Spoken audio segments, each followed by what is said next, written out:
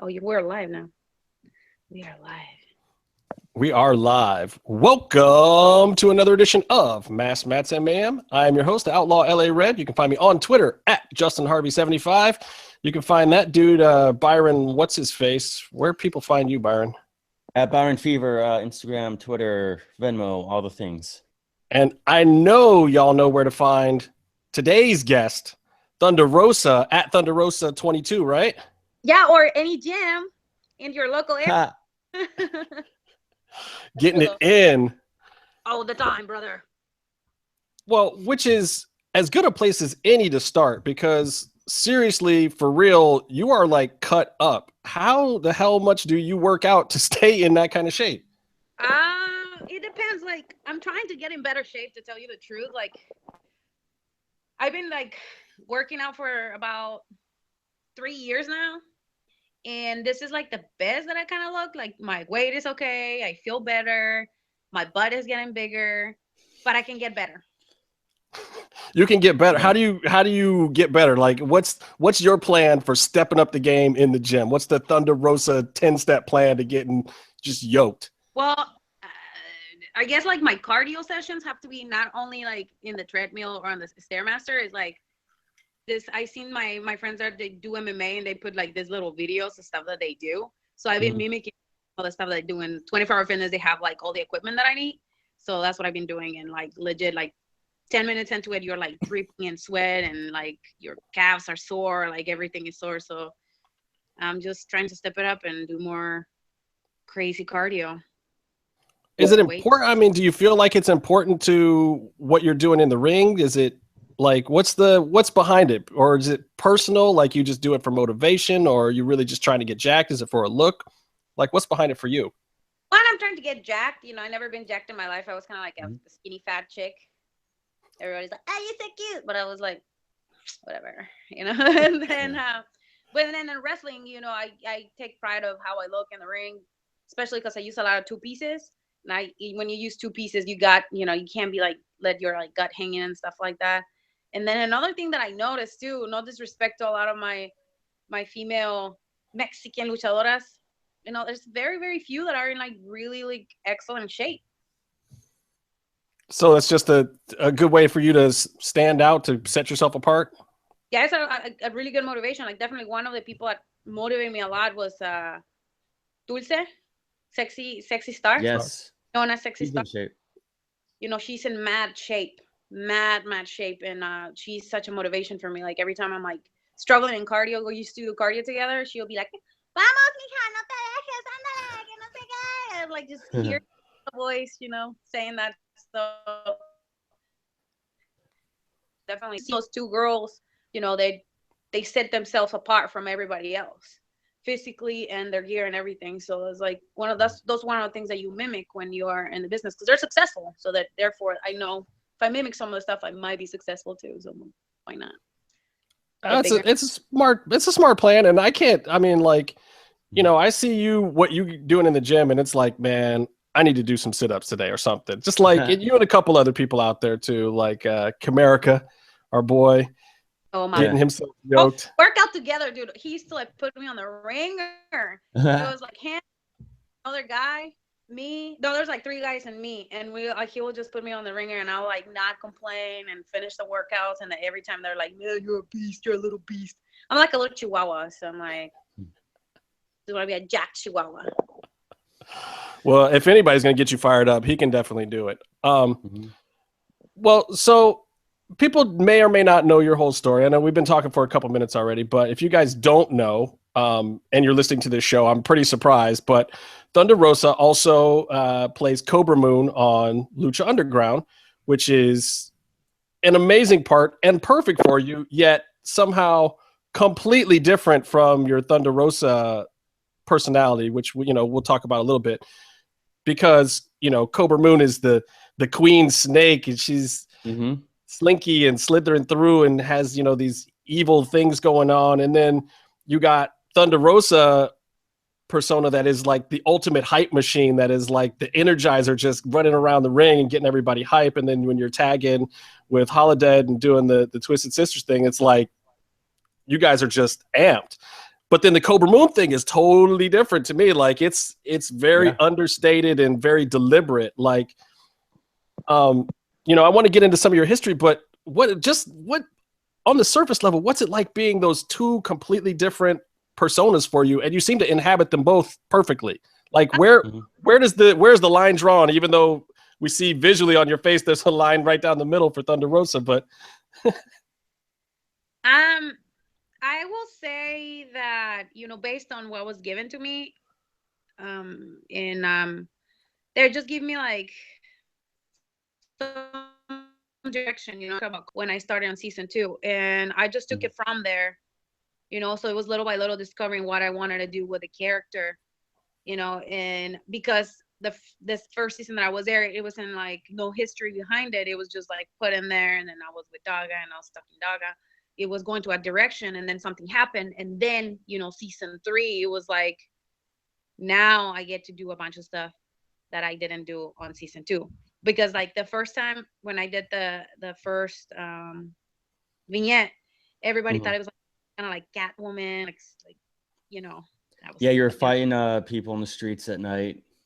Yeah, but it was like, I mean, I couldn't say who I was, you know, until like season 3, and I was honestly, I was not even expecting something such in a spectacular way, especially that big, my throne, and I remember seeing them building it. I was like, "What is that?" And I was like, "That's your throne," and I'm like, "What?" You know, so it's like, oh, I gotta act like a real queen. Oh, cool! This is super cool. That's gotta be a good feeling, though, to show up to work and be like, "Oh shit, I'm the queen of something. This is not bad." Yeah, it's actually really good. Like before we started, or it was during the 3rd season where we're taping, I went back to Mexico City, and I actually went to like the pyramids and stuff, and I started learning more about the culture, and I noticed that, you know, the feather snake is like a very, you know, important piece of the Aztec culture.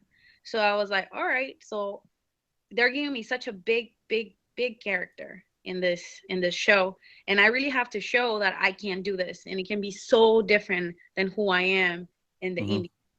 And I think I have shown that, you know, regardless if I have an accent or I sound like Rosie Perez, it doesn't matter. Like Kobra Moon is Kobra Moon, and it's not Thunder Rosa. So it's like I get to show a very, like, that's like my alter ego, like that's Kobra Moon, like, to me, like the slithering and like the sex appeal and like all the stuff that I don't do. Well, that's one of the things. Life. That's one of the things that we first noticed when you debuted, where, and also like when we see the tapings, like we don't know a lot of the backstory, we don't see the vignette introductions, but there was so much to the performance that was well-rounded and fleshed out, where it wasn't just you wore an outfit and you were in the ring and that's kind of who you were, like how you moved and in your move set, and just everything sort of really seemed to define the character, and the whole presentation top to bottom was Kobra Moon.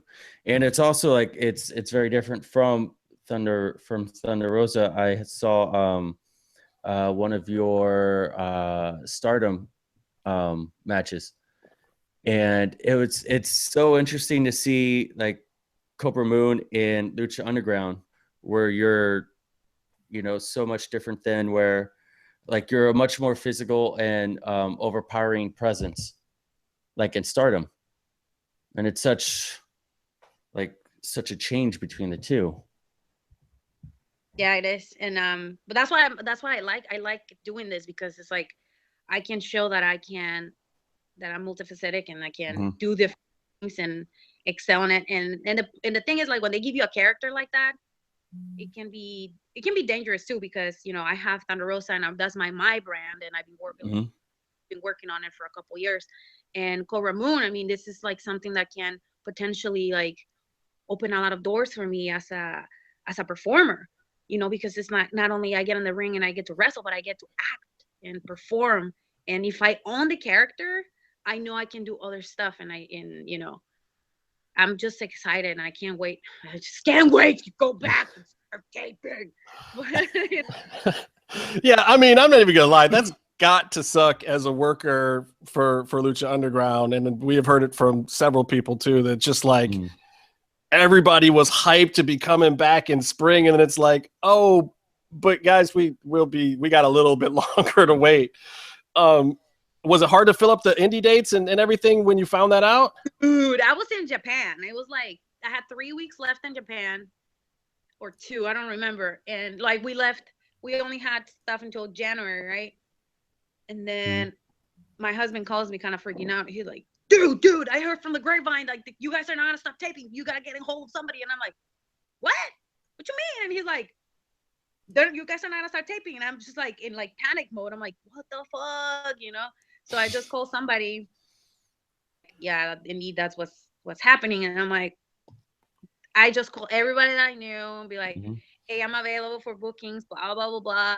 You know, and immediately after that, I think, no, actually, we decided to go to the East Coast for a tour, holiday night. So that we already had that set up, but we didn't even have dates like that. Like our agent helped us to get dates over there. And then from there, we just started like opening up and calling people and just like hitting everybody that we know. Like I talked to people in Chicago, like it's just like a constant hustle. And it's like when dates were not open, like filling up, I'm like, Jesus, like how am I gonna pay for my bills? You know, it's like I'm a professional wrestler. I don't have a regular job. This is my job. This is my job. That's why you see I am better. And the only way I get better is by, you know, doing my job. But if I don't have bookings and if I leave all this stuff open, it was gonna get harder. But you know, you gotta survive. I'm an immigrant. I know how to survive. I know how to make money. I've been blessed with, you know, opportunities. So it's been so far so good, but it could be better. Well, I mean, I'm still happy though when I like open up my Facebook and I see that you have a list of dates up until September or whatever. At least you have some stuff filled in, and it doesn't mean you guys shouldn't hit her up if you got dates for. Hit my girl up, get her on some shows. But at the same time, I was happy when I was like, because I've seen a couple other workers where it's like, damn, your shit's still a little thin through the summer there. What's up? Yeah. Like, you're doing better than some. It's like you definitely got some dates filled in there, which is cool because, you know, we want to see everybody from Lucha Underground, you know, get their dates in. And we want to be able to come out and see people too. So hopefully everybody's getting a little something out there.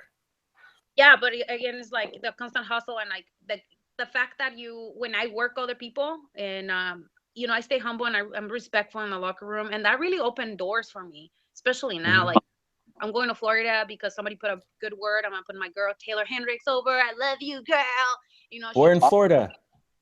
And now I'm going to Florida with Queen Snake Kobra, which is super freaking awesome. Like I've been trying to work with them. Being in California is kind of hard because they don't want it's expensive to fly people over. Like I'm telling you, because we're, you know, running our own sabotage show here in Cali.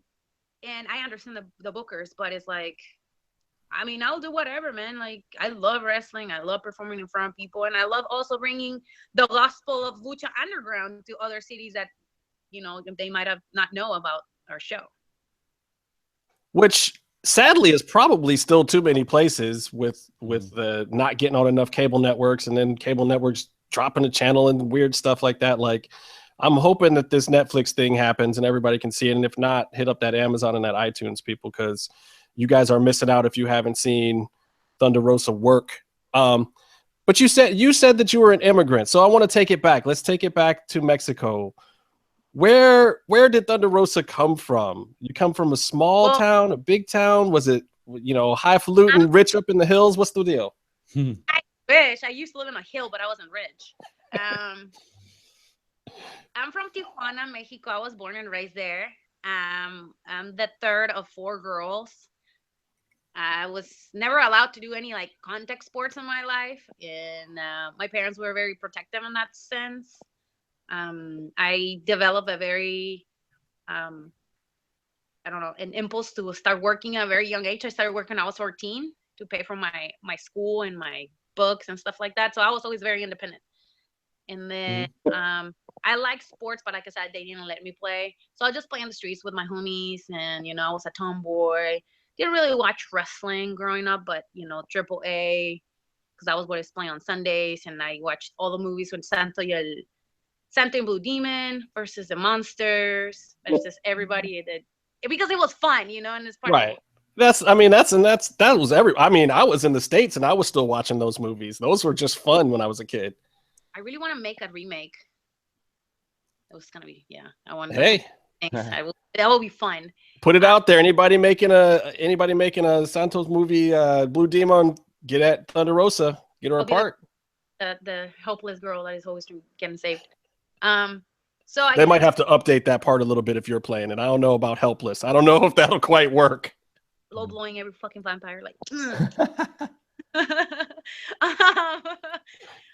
So I didn't come to San Diego until I was 17. So I was kind of old, didn't know how to speak English, didn't know nothing about the culture here. So I just, because how I am, I was just like got involved in a bunch of stuff, and that opened doors for me to go to college. And then I moved to Oakland when I was 21 with my husband, and then I finished college here. So I graduated from UC Berkeley. Whoa, you graduated from UC Berkeley. Wow. That's no joke. Yeah. Sir, 3.86 GPA. Yay. Now, what were you studying? Sociology. Dang. So you got straight up a degree, came up here. Wait. So hold on. You came here at 17 and couldn't speak English? No, and my English level was, according to the test, it was 7th grade. I was 17. Okay, so it was just it was just a little bit broken. You didn't have complete grasp of English yet. No, but when you talk to my husband, if he tells you the story, he tells you like he couldn't understand me when I asked for a job, like, because he don't speak Spanish, so I was forced to speak English. So he'll make fun of me. She like. He's like, remember when you used to talk to me like, she like this, she like that? I'll shut up, bitch. Yeah, so it was like I had to learn the whole entire culture, language, and everything. In college wasn't easy either, because everybody's like, they've been here for a long time, and I was writing essays. Dude, my essays suck. Like, my grammar sucks. Even when I speak, my grammar sucks.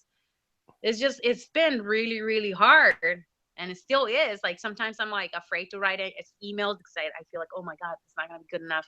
You get traumatized. Like, you're competing with like people that are like they have straight A's, they have like mentors, and like people used to pay for them to go to this different stuff, and you're like there, like, just school.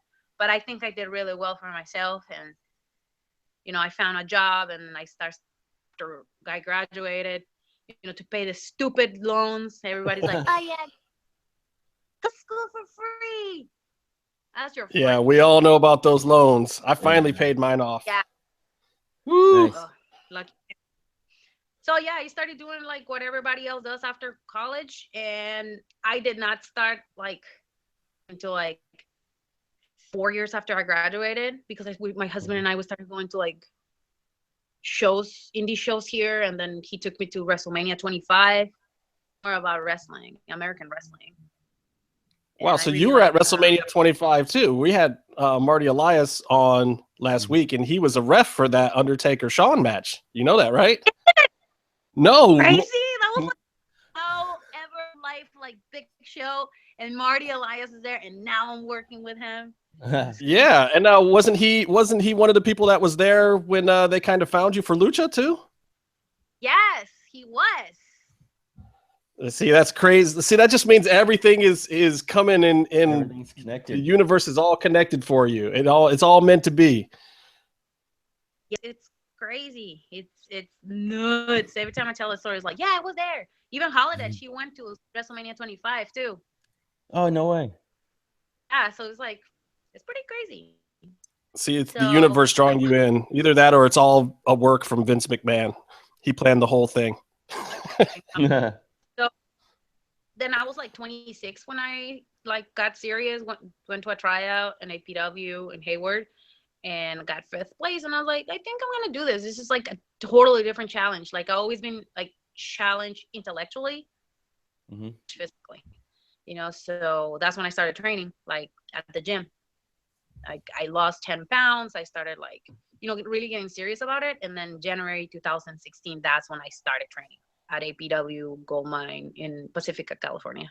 So what was the day job at the time? I mean, I can't imagine you didn't have one, being a hardworking young lady like yourself. I did have one at that point. At that point, I was a supervisor of a, what was it? It was a rehab facility called Thunder Road. Oh, yeah. It's all starting to make sense now. Yeah. So now you know where Thunder Rosa comes from. Well, so but you were helping other people out.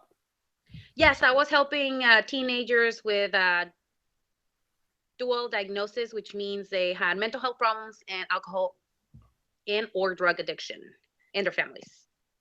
See, now this doesn't surprise me about you at all, because I have to say, like, you seem like the kind of person that would be down for helping out other people in need when they needed it, and being even as much as you were working hard for yourself. I can't say that I'm surprised that you would be in a selfless endeavor like that, or that you would take part of that as your name. Like, was that part of it? You wanted to give back to that idea too?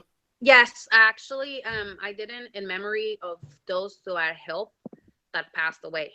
Like the Thunder Road is, you know what I mean? It's called Thunder Road for a reason, because it's like one of the, being in recovery is one of the most difficult things that a human being can endure, you know? So I work with a lot of teenagers that, you know, give me a lot of motivation to do something for my life. And I also wanted to be a motivation, especially for the girls that were in the rehab, that they can do whatever the heck they want if they put their mind into it and put the work in it. You know, so when I started training in the gym, they started seeing like how energetic I became, and like how into it I was. And when I left that job to go another one so I could have more freedom in my schedule so I can train more, some of them stay in contact with me in social media. So I get text messages from time to time, and there's like, oh, we're so proud of you. We knew that you were going to make it, but we didn't know that you were going to make it that far, you know? Yeah. We're crazy. You were fucking crazy. That's what they always tell me. So it's like, and and it's actually kind of cool, because some of the girls that I ended up helping in my other job now, like, actually they have their kids, and one of them is, I'm the godmother of one of them, of their kids. So it's like, she's super proud of me, and you know, she follows me everywhere, and it's like, it's just really cool that you can be the like the ray of light in people's lives, even if you're doing this crazy stuff, you know. And it's just like, I'm really blessed that I can, you know, do that, and some of the guys and girls still, you know, follow me and follow my journey. So that's pretty cool. And then I'm still doing it in a different way. Now I'm doing it with wrestling, and you know, my husband and I, we created Sabotage together to help women's wrestling, because yeah, right now it's hot and like women's revolution and everything, but still there's not a lot of almost all women's shows. You know, you got to scramble for one fucking match and a show. That's a real struggle, you know, and there's a lot more girls signing up for wrestling. I mean, we don't have as many girls as there's guys, but girls need opportunities too, you know. And it's like, this is our second show, but we have a lot of faith that this can grow into something different, especially here in the West Coast, because we don't have anything like this on the West Coast. So what's the appeal? You tell me in your words, what's the appeal of having a show that is all women? The appeal is that women can work with different workers that they haven't been able to work with, and they can show that we are a draw, and people should come and watch an all-female show. That's the appeal. And also how we are promoting our show is, I think, it's a little different than how it's usually promoted in a regular basis. Like, we don't focus so much in the promotion, we focus on the talent, and which is like, we, you know, post their best matches, we put pictures, we tell them like where they're going when we can, and we have the ability, we help them get all their bookings, you know. So it's like that. It's like, it's a growing network, and that's what, at the end of the day, what it is like creating a network that, you know, everybody help each other out. But sometimes here in the business is like eat dog kind of business, you know. But well, who did you have at your show? I remember there were a group of Lucha Underground fans who went to it, and they were posting about it on Twitter a whole bunch, and there were some familiar faces, right? At your last. I don't remember from the back of my head, but there's a bunch. I don't remember their faces. I don't remember their names on Facebook or Twitter, but some of them are coming to the show again, and they're really excited. But our friend Cali Muscle, he's gonna be there. Yeah. There's El Compa. I think Compa is gonna be there. He's like a big guy. I forget. He used to go to Lucha Underground. Chris Joseph is actually going. He bought tickets. Yeah. Good. Yeah. Maybe he'll discover somebody like he kind of found you. Bring some new people in. Well, it seemed like there was like a few faces got noticed when Stardom came into town, and you've done some work with Stardom, and Sabotage kind of seems like there's that group of female wrestlers that are coming together for that we've seen in Stardom a little bit, and I was just wondering about that, like I don't know, like English, Byron, English. Sorry, it's supposed to be her second language, not yours. What's up?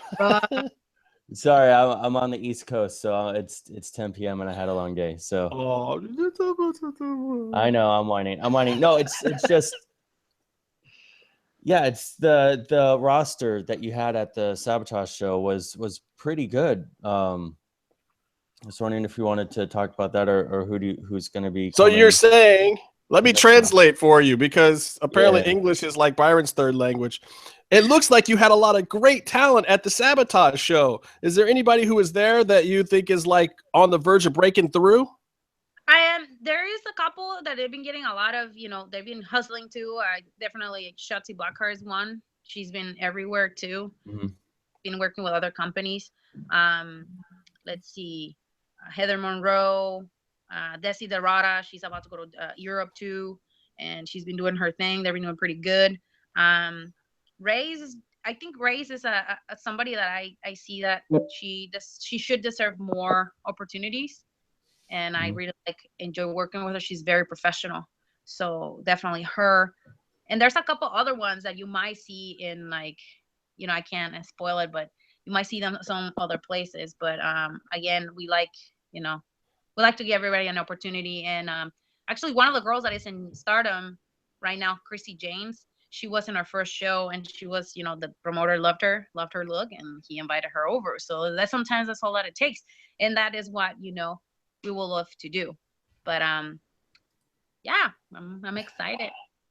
Well, I mean, it does seem like a great opportunity for you and for the people you're bringing in. I like to see, the talent getting involved on both sides, because honestly, for everything that is wrong in the business, that's probably the best way to fix it in a lot of ways, is to have the people that really know and care and aren't just there to try to make $1 off of somebody behind the scenes as well. And there's a lot of promotions that are doing that now too, which is why I think the whole wrestling scene as a whole, especially on the indies, has gotten a lot better in the last 15 years.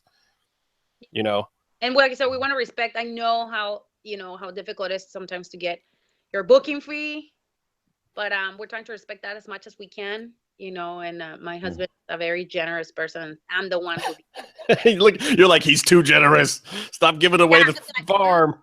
Boo, like for real, but it's like I know once we start getting more sponsors, and the ball is rolling, and they see that there's success with their successful stories. And for me, like you guys said, I'm all about community, and I want to get Sabotage in a place where we can actually build our community, where we can build relationships where we live, and people can come and watch a show with their families. We can do stuff with the high schools, with the girls, so they can get more involved in sports. And even if it's not wrestling, it can be somewhere else where they can raise money for their, I don't know, volleyball, softball, you name it, elementary, high school, and stuff like that. That's what I want to do. And I've seen that that's been the most successful stuff, for some of the promotions that I've been running for years. But we also want to respect the workers, because if we don't have the workers happy, we won't have a good show. Right. I mean, and that is important too. Okay, so the way you're talking, I got to ask, face or heel? What's more fun? Heel. So you do have more fun as a heel, don't you? Heels have more fun, everybody. Rudos can't fail. I can beat everybody's ass being a heel.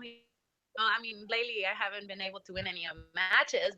When I'm heel, I'm like, I'm gonna beat your ass for like 20 minutes. It's like, and you can't do nothing about that. It's just great. I love it. I love it. See, and people are heel being you can, have all the people praying and whatnot. It's like, well, because you get to do stuff that you always want to do in life that you just can't do anywhere else. And then the thing is, like, when I'm heel, I can speak Spanish and curse in Spanish like a sailor, and nobody understands what I'm saying, especially when I work in the East Coast. So it's like really cool. And then when I'm a babyface, I'm kind of like, I mean, I like being babyface because I get to do all my flashy stuff.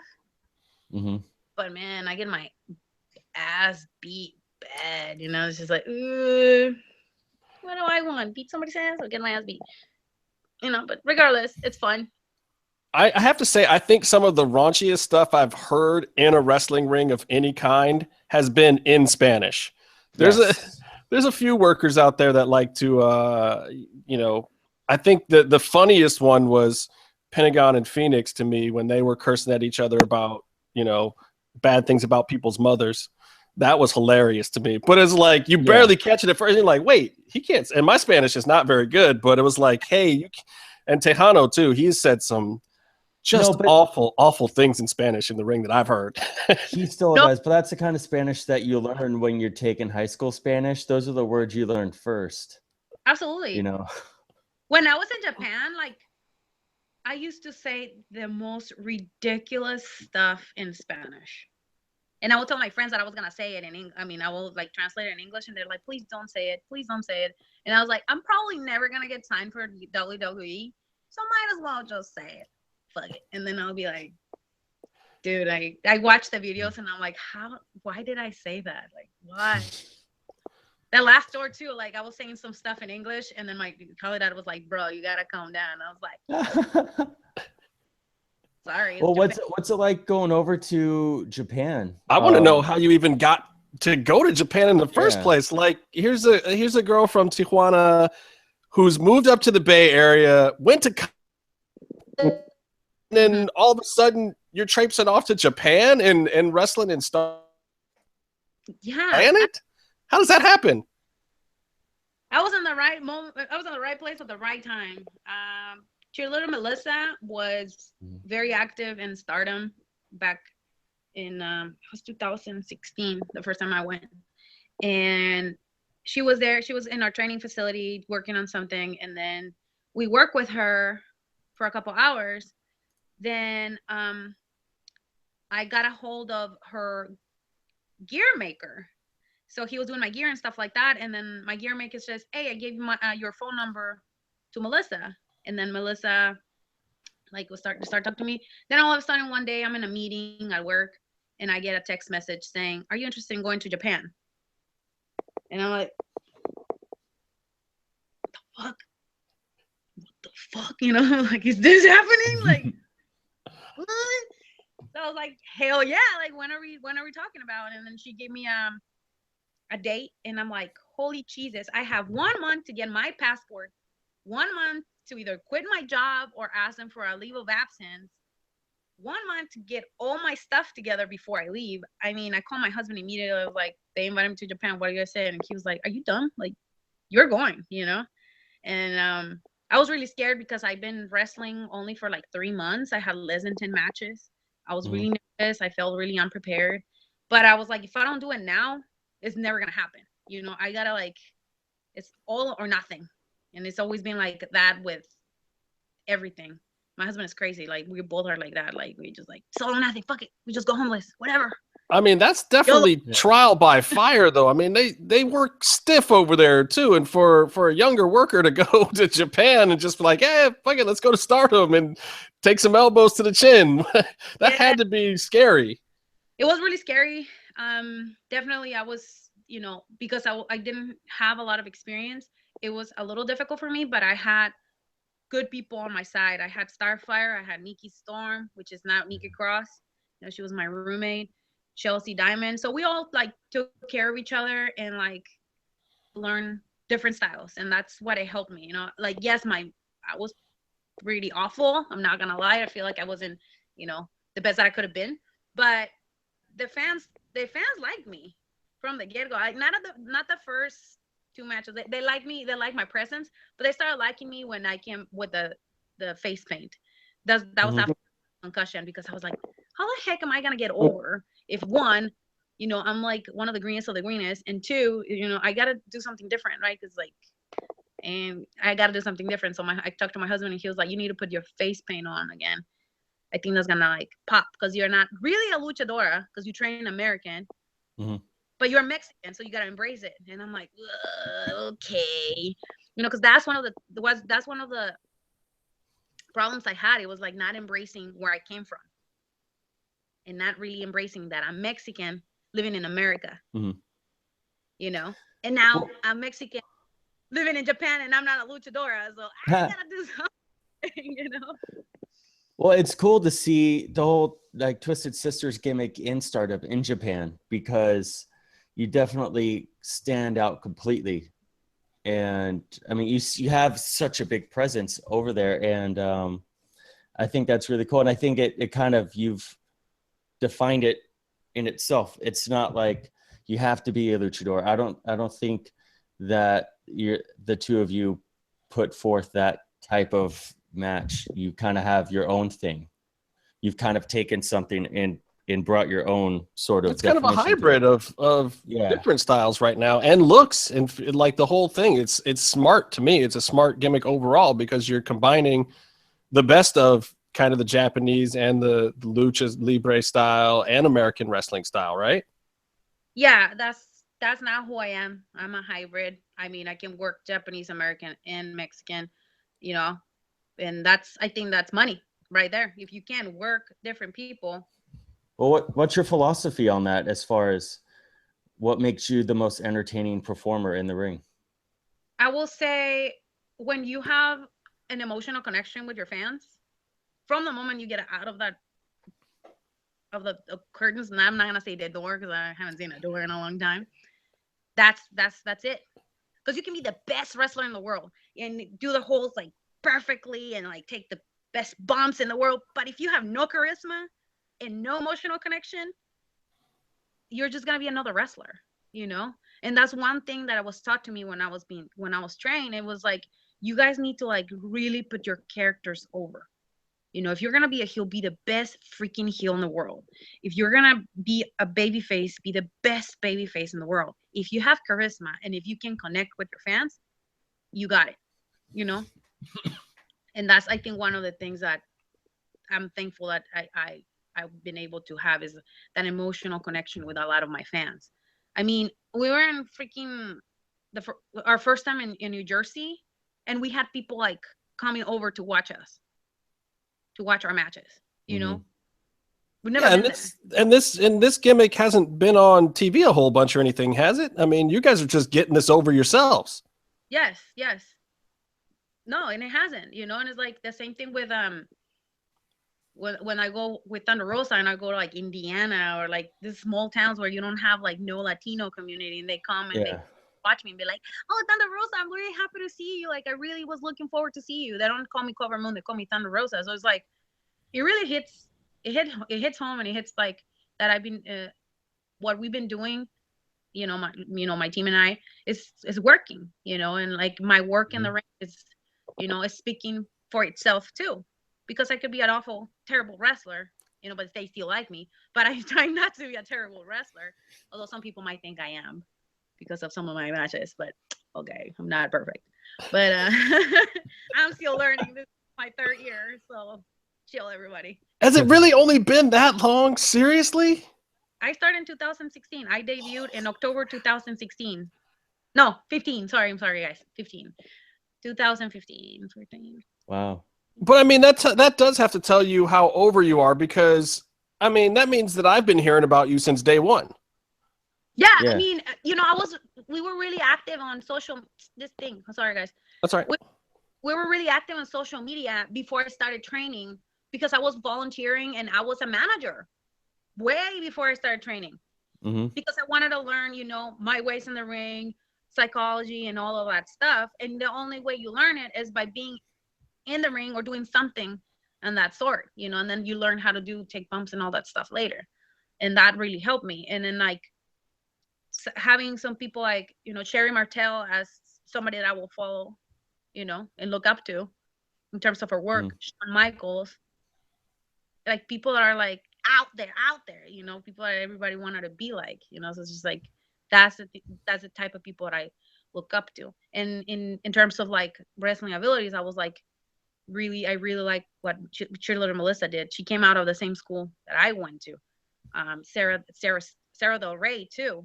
So I had big shoes to fill, you know, because we were like the only women in a long time that have, you know, made an impact from our school. And that was like my goal, and it's always still my goal. I'm not there yet. I have a lot to learn, you know, and like I said, this is the beginning of my 3rd year. So I'm just trying to make strides, and I think I said this before, like I want to be one of the very first Mexican born wrestlers to be as successful as possible here in the United States, because I didn't train lucha. I train American style. That's my bread and butter, American style. So then is it tricky to go backwards and kind of reincorporate Lucha Libre, which is funny since that's where you're from, to bring it back? But you said as a kid you weren't a huge wrestling fan, right? No, not really. I mean, I like Mascarita Sagrada because he was in the soap operas. Anybody that was in the soap operas, I was a fan, you know? Like, Mascarita. And when I met Mascarita Sagrada, I totally marked out. I was like, Mascarita Sagrada? You were like that too. Like, I was like that. And he was like, ¿Qué pasó, mija? ¿Cómo estás? And I'm like, bro, like, this is a market one. Like, I swear I hugged him. I was like, you're like my idol. You and Octagoncito, you know? It was just like, because they were always on TV or on the movies. You know, this is like really fun. Everybody's allowed 1 or 2 of those absolute mark out people, though. Everybody has to have them. That and like Rey Mysterio. When Rey Mysterio passed and he didn't have his like mask, I didn't register. So I turned around and I always say hi, right? And I was like, hi, whatever. And she's like, oh, I'm Oscar. I was like, Oscar, okay, cool.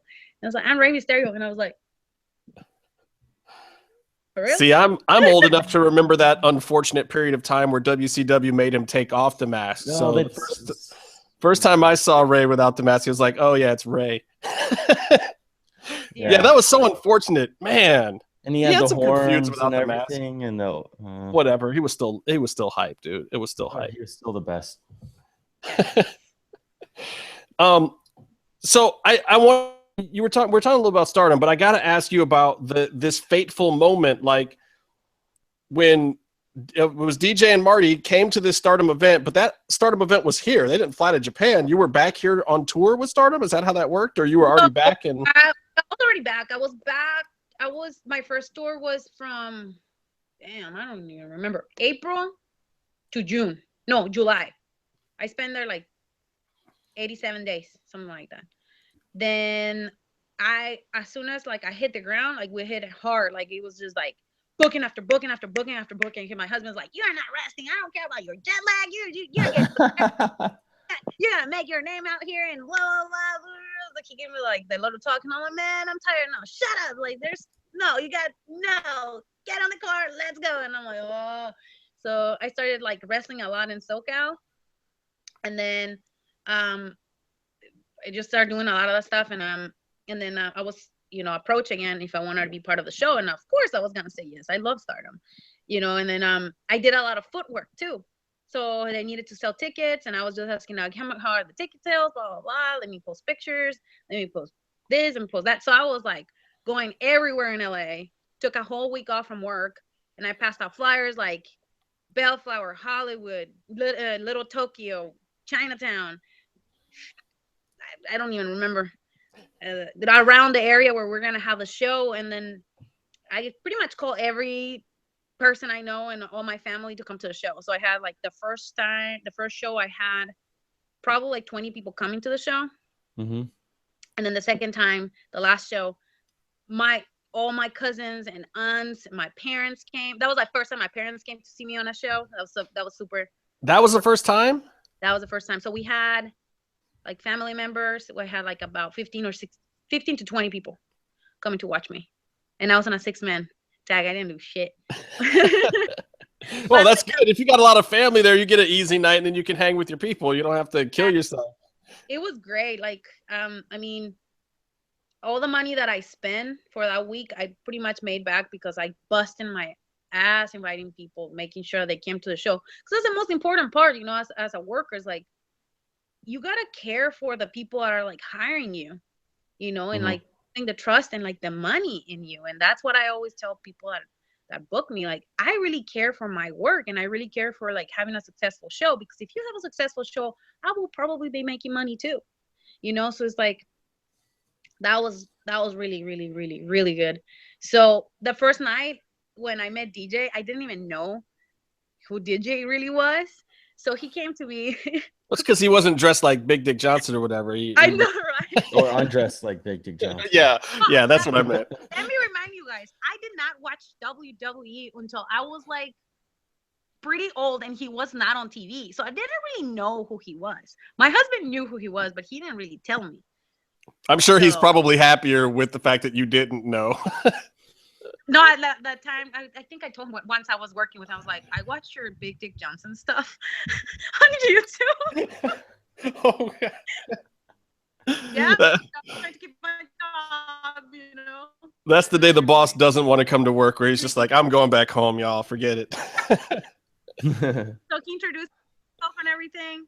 And I'm like, just me being me, my dumb self. And I was like, hi, how you doing? I speak like 3 languages. Like, oh, I'm son of Rosa. My name is Melissa. You know, like, yeah, I'm super cool. Like, hire me. You know, like, that was me introducing myself to DJ. You know, and he was like, yeah, we're from Lucha Underground. I was like, yeah, I used to watch Lucha Underground bootlegged in Japan, which is true. You know, the matches are great. You know, but we didn't watch none of the vignettes. There was no vignettes. There was just matches. So I didn't really follow the story. I just watched the matches because we weren't getting cool stuff to put in our matches too. So we were like, oh, wait, this is cool. We should use it in our matches, you know? So he was like, okay, cool. Well, we contacted you. And then I talked to Marty too, because he was a friend of a promoter in Mexico. So he put a good word for me. And then all of a sudden I'm driving back to I'm driving back to the Bay Area with no sleep whatsoever. And I'm talking to Eric Van Wagen about being part of the show, possibly. Is this really happening? You know, I'm like, you know, I'm not very like. So Eric Van Wagen called you up that weekend? It was like, yeah, everything happened in between those 3 days. Damn, those dudes move fast when they know what they want. Like you must have, because for EVW to be calling you, that means that DJ had called him and said, look, I found somebody perfect for that thing that we're talking about doing with the snake and whatever. You got to get her. And you know what? I think also a couple of the guys and the girls that work in Lucha Underground, Liz Peña and Brian Metz, they throw my name there. Mariachi Loco and Cholo, they threw my name there because they were like, we're looking for female workers. Who would be a good one, like Latino, whatever. Thunder Rosa. Go and look for Thunder Rosa. And they went and watched me in AWS shows. And I was like green, like super green. Like I remember how green I was, you know? And I'm like, damn. So I didn't hear anything from a couple weeks until freaking DJ calls me out of the blue. And he's like, hey, what's up? Like, are you interested? Like, we have the thing for you. And you'll start next week. And I'm like, but I'm going to Mexico City. It's like, no problem. We'll help you. You'll come back. We'll drive you. We fly you back so you can complete your dates. And then we'll fly you back and we'll fly you home. And my husband was like, tell them to send you the contract. Yeah, just mail it. Let's figure this out. Do it. And then I was Kobra Moon. I didn't know what I was getting myself into, to tell you the truth. They just give me, you know, they give you like the little backstory, but they don't tell you all about, you know, the character, because I don't want you to spoil it. So I get to I still remember, I got to the temple, and then they had the whole Kobra Moon thing on, and they're explaining what I'm gonna do and stuff like that.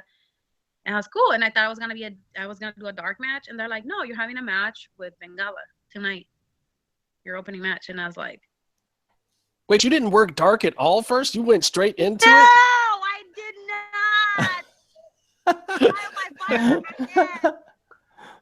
So I was like, I had an anxiety attack, you know, and I'm fucking green as hell, dude. Like, you know, I'm like, okay, I got this. I did in Japan. I didn't speak Japanese, and I still made it. I get here, and then I was doing stuff that I never done in my life, but I'm gonna wing it. I'm gonna do this. I'm gonna do it. And then like, you're a snake, and I'm like, what? I'm a snake? Yeah, and you gotta move like a snake, and I'm like, all right, let's do this, and it was from there on, and it's been like, I made it my own, and I had a lot of criticism. A lot of people were bashing the character, and they didn't like my wrestling, but you know what, guys? It's okay. It is okay. Yeah, but it was over. Even the first day, that shit was over. Like, I mean, the crowd popped, and believe me, the crowd's not just gonna pop for the gimmick. I mean, you came out there, and was that the time you like laid up on the turnbuckles or whatever? And I mean, like the whole thing was over immediately because people saw that this was something different, and you were putting something, and the body movements, especially, like, forget the wrestling, just the body movements put into the character, that made the shit get over almost immediately, from what I could tell. Yeah, I told you, like, Chris gave me a little pep talk, and he's like, I believe in you, and I believe that you will make this character successful. And they guided me, and then, like, some people were, very kind to help me to come up with some of the moves and like the mannerisms stuff. Like Evie will like take some time of her time to like help me out and give me some cool ideas and stuff like that. So it's like, I don't know. I was not expecting people to like really dig the character the way that they did. Yeah. And now in season 3 is just like, even the staff, like when I used to come out with Drago and dragging him out, some of the staff were like, that is so empowering for women. I don't know.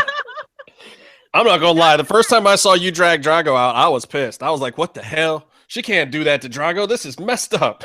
No, I can do that to him because I'm allowed to. He's my slave. I mean, where else can I be, have a slave? This is so awesome.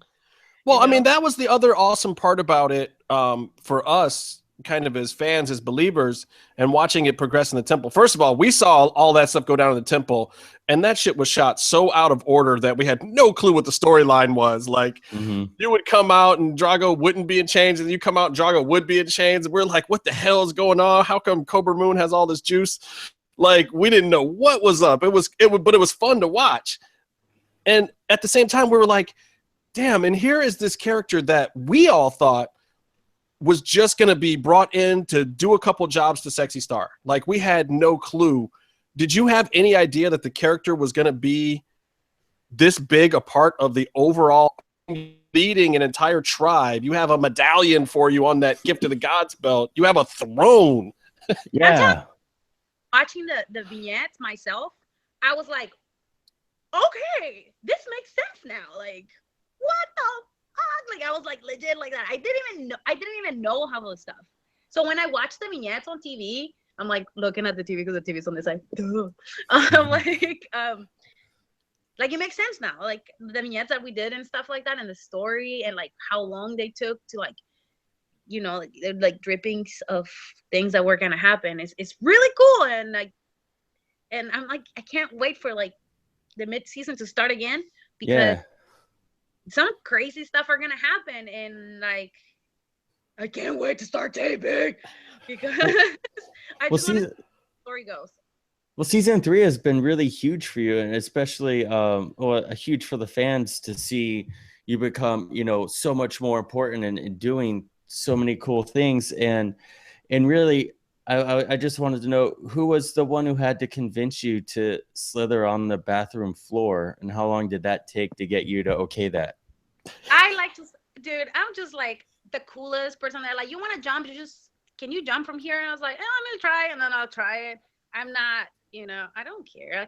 If I could have slithered for real, I would have like done like do it. Yeah, but slithering on any floor in a bathroom where Vinny Massaro's been, I don't know. Yeah, that's hard. That's a hard sell.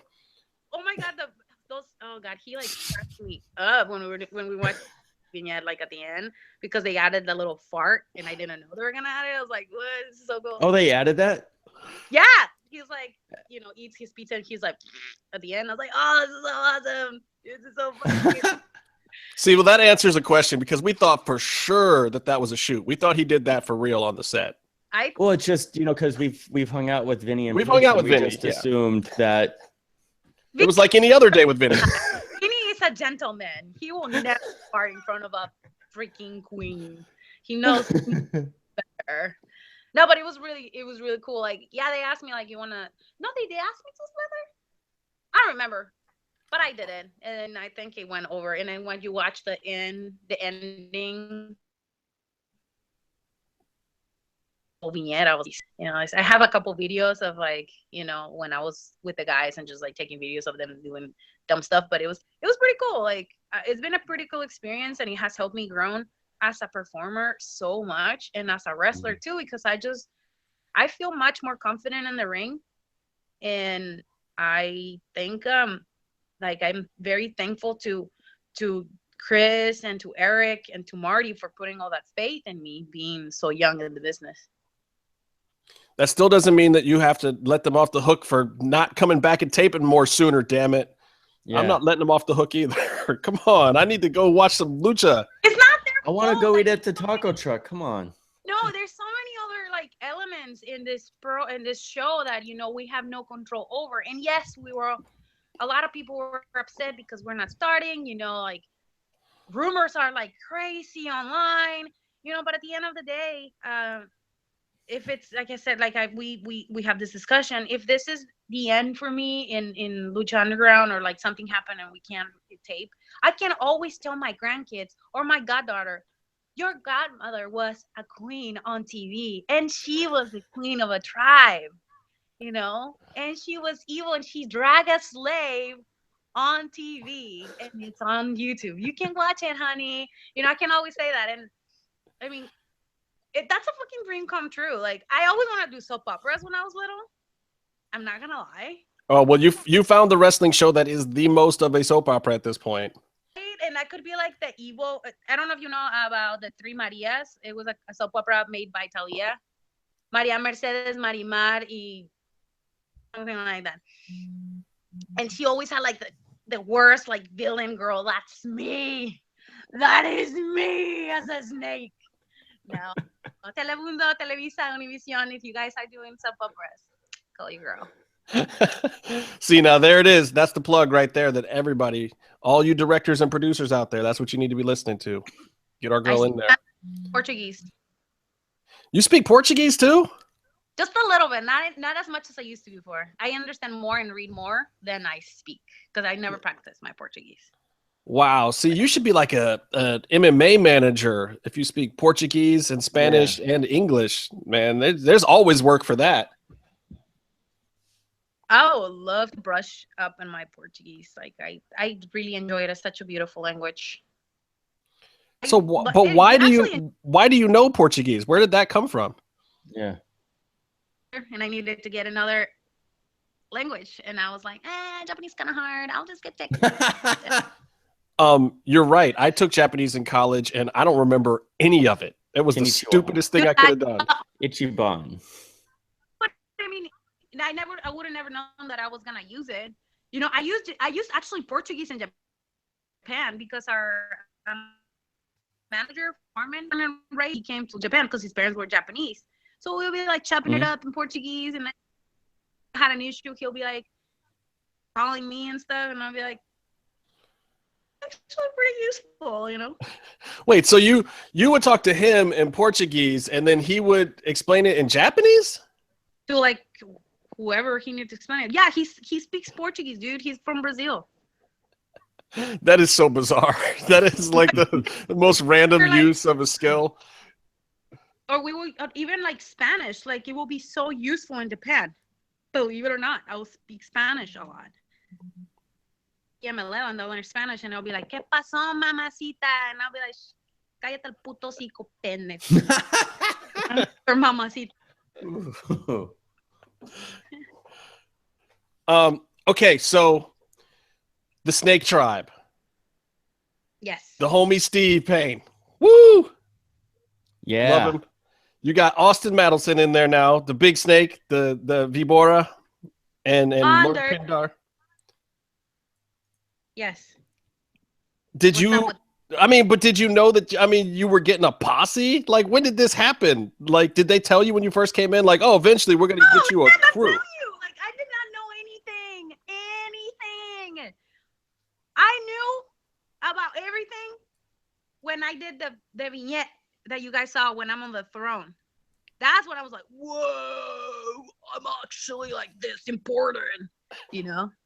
That's when I was like, and I had to shut my mouth for like a year until it came out. And I wasn't expecting to come out before everything else, you know? I mean, it's a surprise just like as you guys did. But I mean, you got this is the SWO. This is the Snake World Order almost here. You got like a legit posse just running, wrecking shit at the temple. It's crazy. I love it. Snake World Order, clap, clap, hiss. Straight up.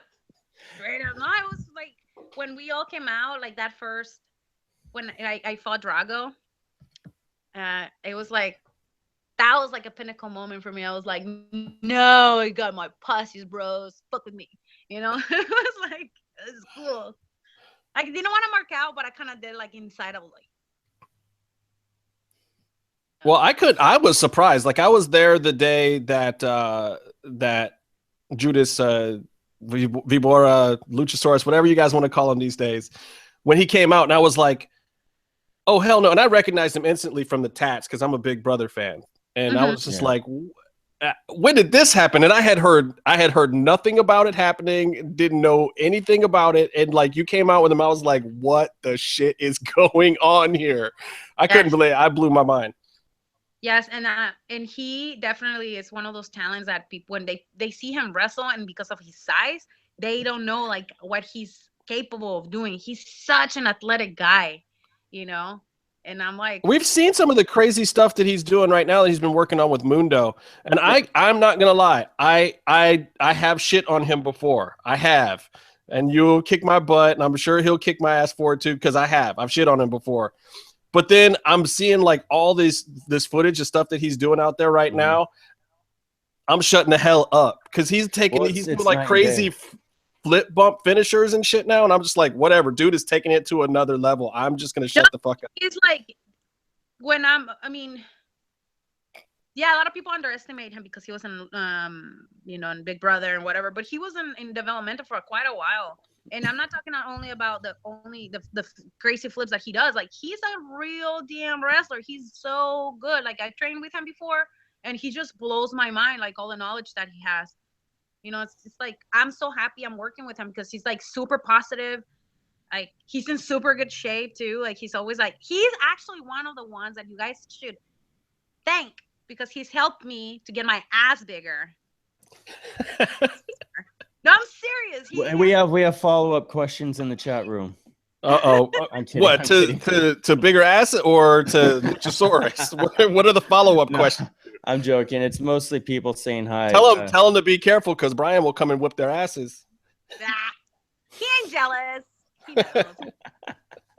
No, but I'm serious. It's like, he's super positive. Like, every time I see him, he's always with a smile. He's always like pushing himself to do something more, and he really wants, character just as much as I want to, so I'm really happy they put him on my team, and we like mesh really well, and Steve Payne, like, he's was a base god of Triple A. He's such a good base, and I was training with him for a little while too, so he's a really good guy. So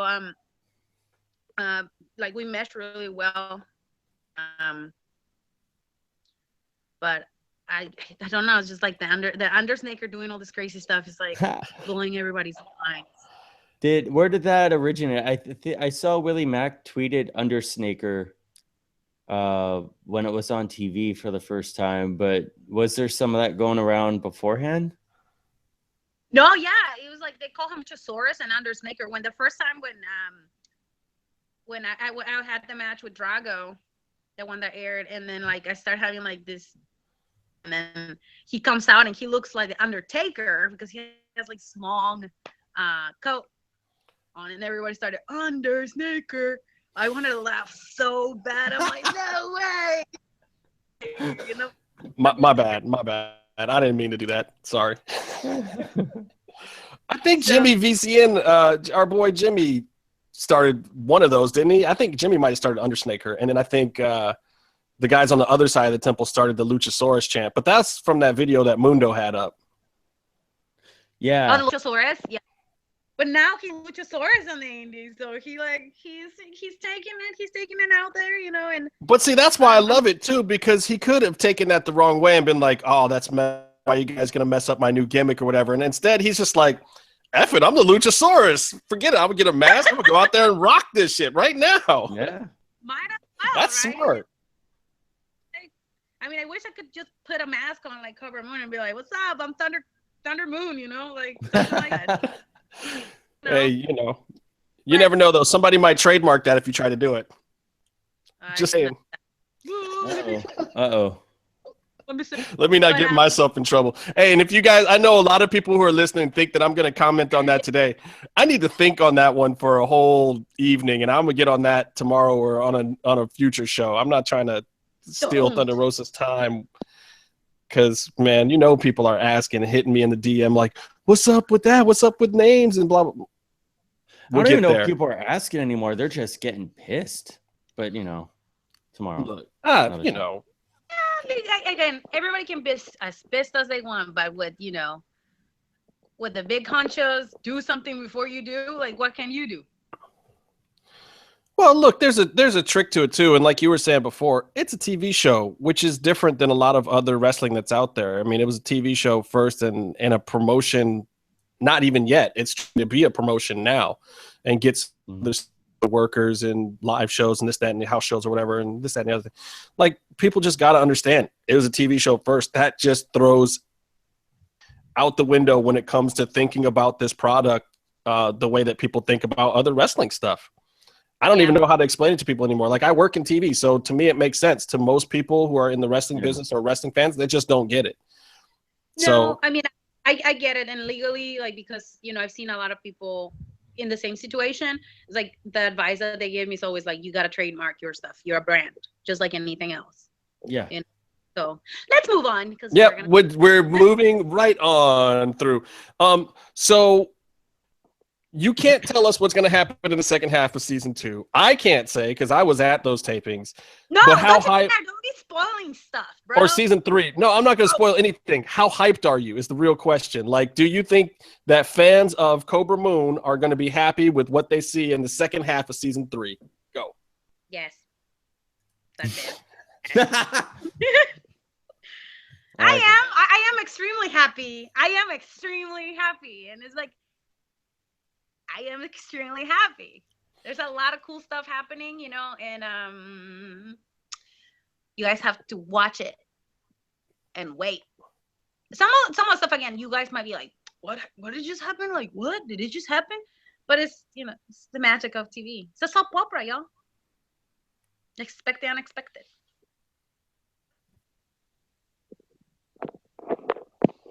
Cool. You guys are I think Justin just froze. Sometimes we have. Hello.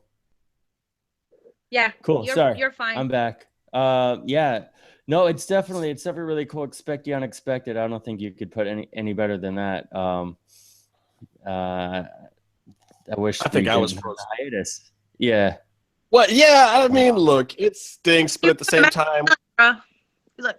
But it's just with us knowing what is there, it's like we want to talk about it, we want to see it, and we can't do either of those things. So it's it's all. You can talk about it with me in a confidential conversation, Byron, that is not on broadcast to the world. We can have a nice little chat anytime you want. So are you guys the ones who are always doing like the spoils, the spoil stuff on, online?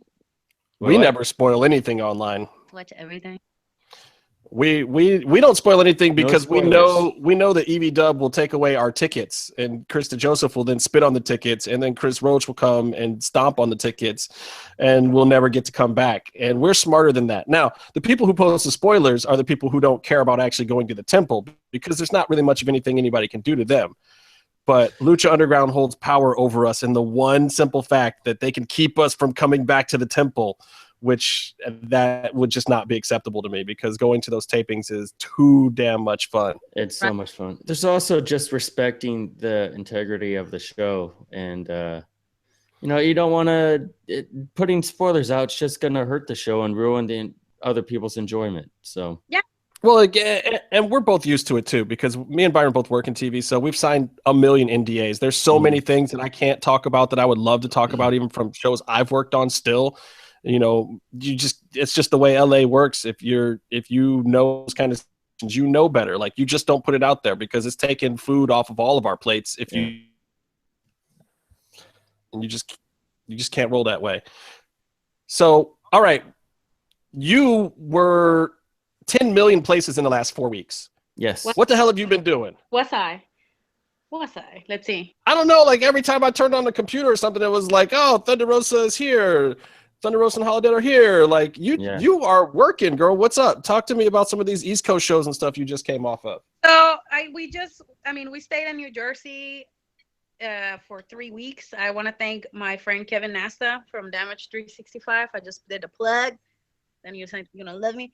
He helped us out a lot. So we got, Staten Island, and then what else did we go to? Oh, we did like Pro Wrestling Magic. I had a phenomenal match with Sonya Strong, and then Generals and Sumi Sakai, close to I think it was in New Jersey area, and then I had to wrestle for the championship, the NWA championship. Jazz, dude, that was that's dope. Yeah, it was dope. You know why? Because there was no high spots. It was straight up wrestling. She was like, we're wrestling tonight, and I'm like, fuck yeah, like we wrestle. And I don't think people were expecting to see that from a female's match. It was like mat wrestling.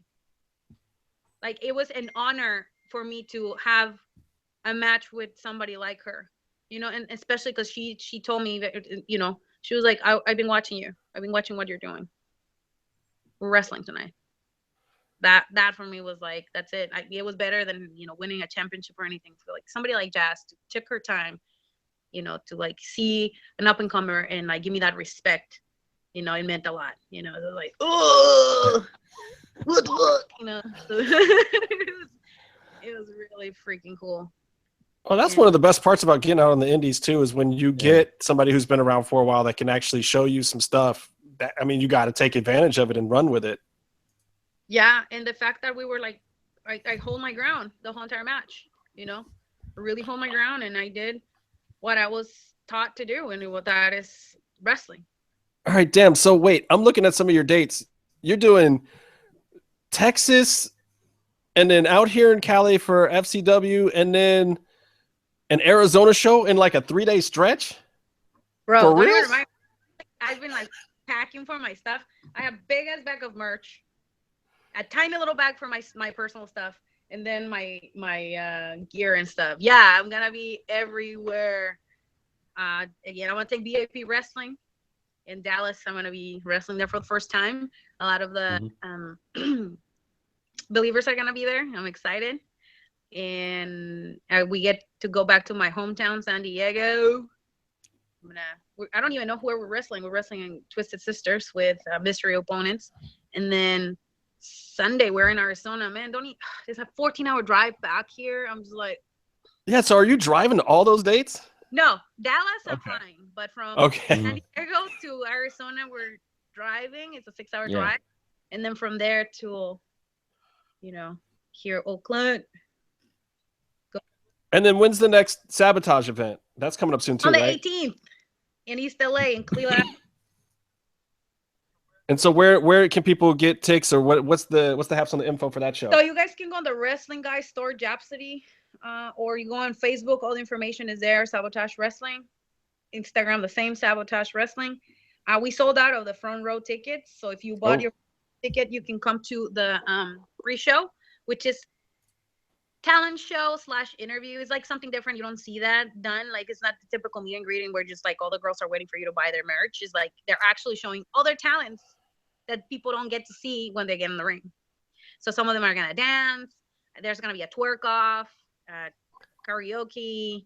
I think it's like typical dance. Like one of the girls is gonna do an Indian. She's Hindu, so she's gonna do a Punjabi dance, I think. So I'm pretty excited to see that. They wanted me to sing, but I don't think I'm gonna sing. Wait, you can sing? Oh hell yeah! Justin, play some music. Wait, she doesn't do country. I don't listen to country. All right. Neither do I. That's good. Yeah. So what's up on merch? What do people need to buy? You got to tell us. Give us the haps. For what? For my merch? Oh yeah, you got calendars left still, or you just down to t-shirts? They're gone. As soon as I came back from Japan, all my calendars are gone, and they were beautiful. They were beautiful calendars. Thanks to Carlos Salazar, like we worked for 3 freaking months to get them together, and like the Japanese said, they were my sexual calendars. There was too much ass in it. People are listening to it now. You guys didn't buy my sexual calendar.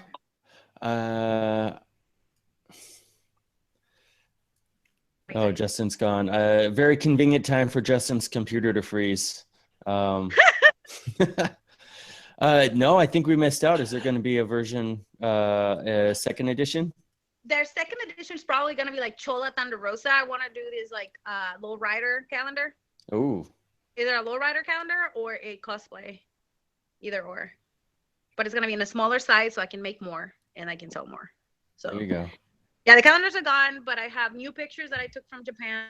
They're beautiful pictures. Will come by me. I still have bikini pictures that haven't come out that were not in the calendar, but my those are like a special order. But I have new keychains that just came to me. They're cute with all my new gear, and there's some like I only have like limited edition or one of them that if you're on the shows you gotta buy it because I only made 10 of them. All right, so where can people get that stuff? Is it all through you, or you got a site or anything? Yeah, my website is unstoppabletr.com. I have some of the stuff posted there, but I don't know if my guy like has done any work because I've been so busy I haven't sent him very much stuff. But anything can be bought through me through Facebook, Instagram, or Twitter. Mm-hmm. Just shoot me DM and then I'll send it to your way. So I have those. I have the big plush dolls still. I have like 10 left. Came out and they're freaking awesome. I only have like 15 and I'm probably gonna sell out this weekend. I still have stickers, Twisted Sister stuff, and I'm getting hats, I'm getting towels, I'm getting a bunch of new stuff for this year, but it's on the work. Byron is on it. He's like tweeting out links and stuff for you like while we're doing the show. That's the homie right there. I'm retweeting and everything. I wanted to ask you again about your Florida date. Where in Florida you're going to be? Because I'm in Florida right now. I'm gonna be in Queens of Combat on the 1st, and I'm working on another date, but hasn't been confirmed. As soon as it's confirmed, I will put it on my calendar. Are you going to Orlando too for any of the WrestleCon stuff? Yeah, I'm gonna be at WrestleCon. See, that's the other spot. People, because I know a lot of people are probably going out for that too. I will be in WrestleCon, so yeah, you should stop by at our table, say hi to me. I got to get tickets to WrestleCon. Hey Byron, earlier you said that the chat room had a question or two for the chat room has Queen, for the Queen. They better be respectful. They better be respectful. So I'm not going to read anything from Meefloaf. Mary Salazar says, Meefloaf is like writing hell. Oh, I love that guy. He's so dirty. He laughs so much. He's so funny. He's very, very British, by the way. He's been on the show before. Yes. You can hardly understand what he says because of his accent. Mary Salazar says, hi, Chula. I don't know what that means. My Spanish is bad. Yeah. Meg Dallas Ortiz says, hi, Thunder Rosa. Andre Pringle wants to know if Kobra Moon will marry him. I'm probably tribe before I marry you, and then when I'm done with you, I'll probably kill you because you serve no purpose in my tribe. Yep, she likes being a heel, y'all. She likes being a heel. Like, why would I keep you around? Like, I already have my loyal servants. Yeah. No, I don't know what Andre's deal is. You can kill him. That's cool. Mary wants you to save one of her dolls for her. All right. You got it. Those look really cool. I saw them. The little clutch keychains. Yes, those are very popular. They had all your different. Yeah. You should totally get them. We need to decorate our walls with them, Byron, because this stuff. Yeah, I don't have enough merch on my wall. No, you don't. You suck. He has our super limited merch that we did, like, you know what, 10 of. Limited edition. We're lame. We're not good at the merch thing. Demand for our stuff. I love merch. That's like one of the things that I enjoy doing. I still have posters too. I think I'm gonna get new posters. My God. What do you do? What do you do when you hit the road with your merch? Do you just come home with an empty suitcase, or do you bring out the cardboard box? Dude, well, what are tricks of the trade here? Well, I brought one bag, like a medium bag, over to New Jersey with a bunch of merch. I pretty much I saw out of my old, really, really old shirts that I still have for 3. But my new ones, I asked my guy to like deliver them to where I was staying. So I sold half of those too. And I did a lot of good online sales. So online sales sometimes are really, really good. Like, because I send them like special stuff. Like people order stuff from me. I sell them like a special like 8x10 that is like an old 8x10 because I care for people that do that. You know, they go out of their way and, you know, order stuff like that. I care a lot about my fans. Like I wouldn't be here if it wasn't for them. I wouldn't be living my dream if it wasn't for them. So, and for all of those who put a good word to promoters and have gotten me bookings like that, and you guys come to the shows and spend your money on my merchandise, I love you all and my most respect to all of you. See, now you know Byron's going to run out and buy everything that you're selling. Because that's all he's trying to do. He's trying to buy people's respect. That's what he wants in life. No. Okay. I got special pictures for you, Byron, if you want them. Charge him triple. What's happening? All sorts of good things are happening, Byron. All right, so I can match this too, Byron. See? What? All right, so before we get out of here, what's the future? Where do you want to go with this? You haven't been doing it that long, so you got to have, what's the 5-year plan? What's the 10-year plan? Where do you want to take this? 5-year plan. Well, I got to go to Australia and Europe, and it has to happen this year. I'm supposed to go to Europe for a month in September. So cross my fingers I get more bookings for Europe. Then I would like to definitely start doing more acting related stuff and performance. I really enjoy being in front of the camera, and I want to take more classes again to refresh whatever I had before. And then if it's possible, I'd probably like to do another gig. And I used to do co-hosting in a local show here in San Francisco, and I really enjoy doing that. I think it's really fun being a host of a live show. So it's all performance. You just want to get it out there, perform for folks. Yeah. I mean, it's in my blood. Ever since I was a little girl, I remember like they had the cousins parties, and they'll play like a song, and then like all the girls will be like, "Oh, shy." I'm like, you twerk. I don't know how to twerk, but I'll do it. You know, it's like it was me. That's me. I love entertaining people.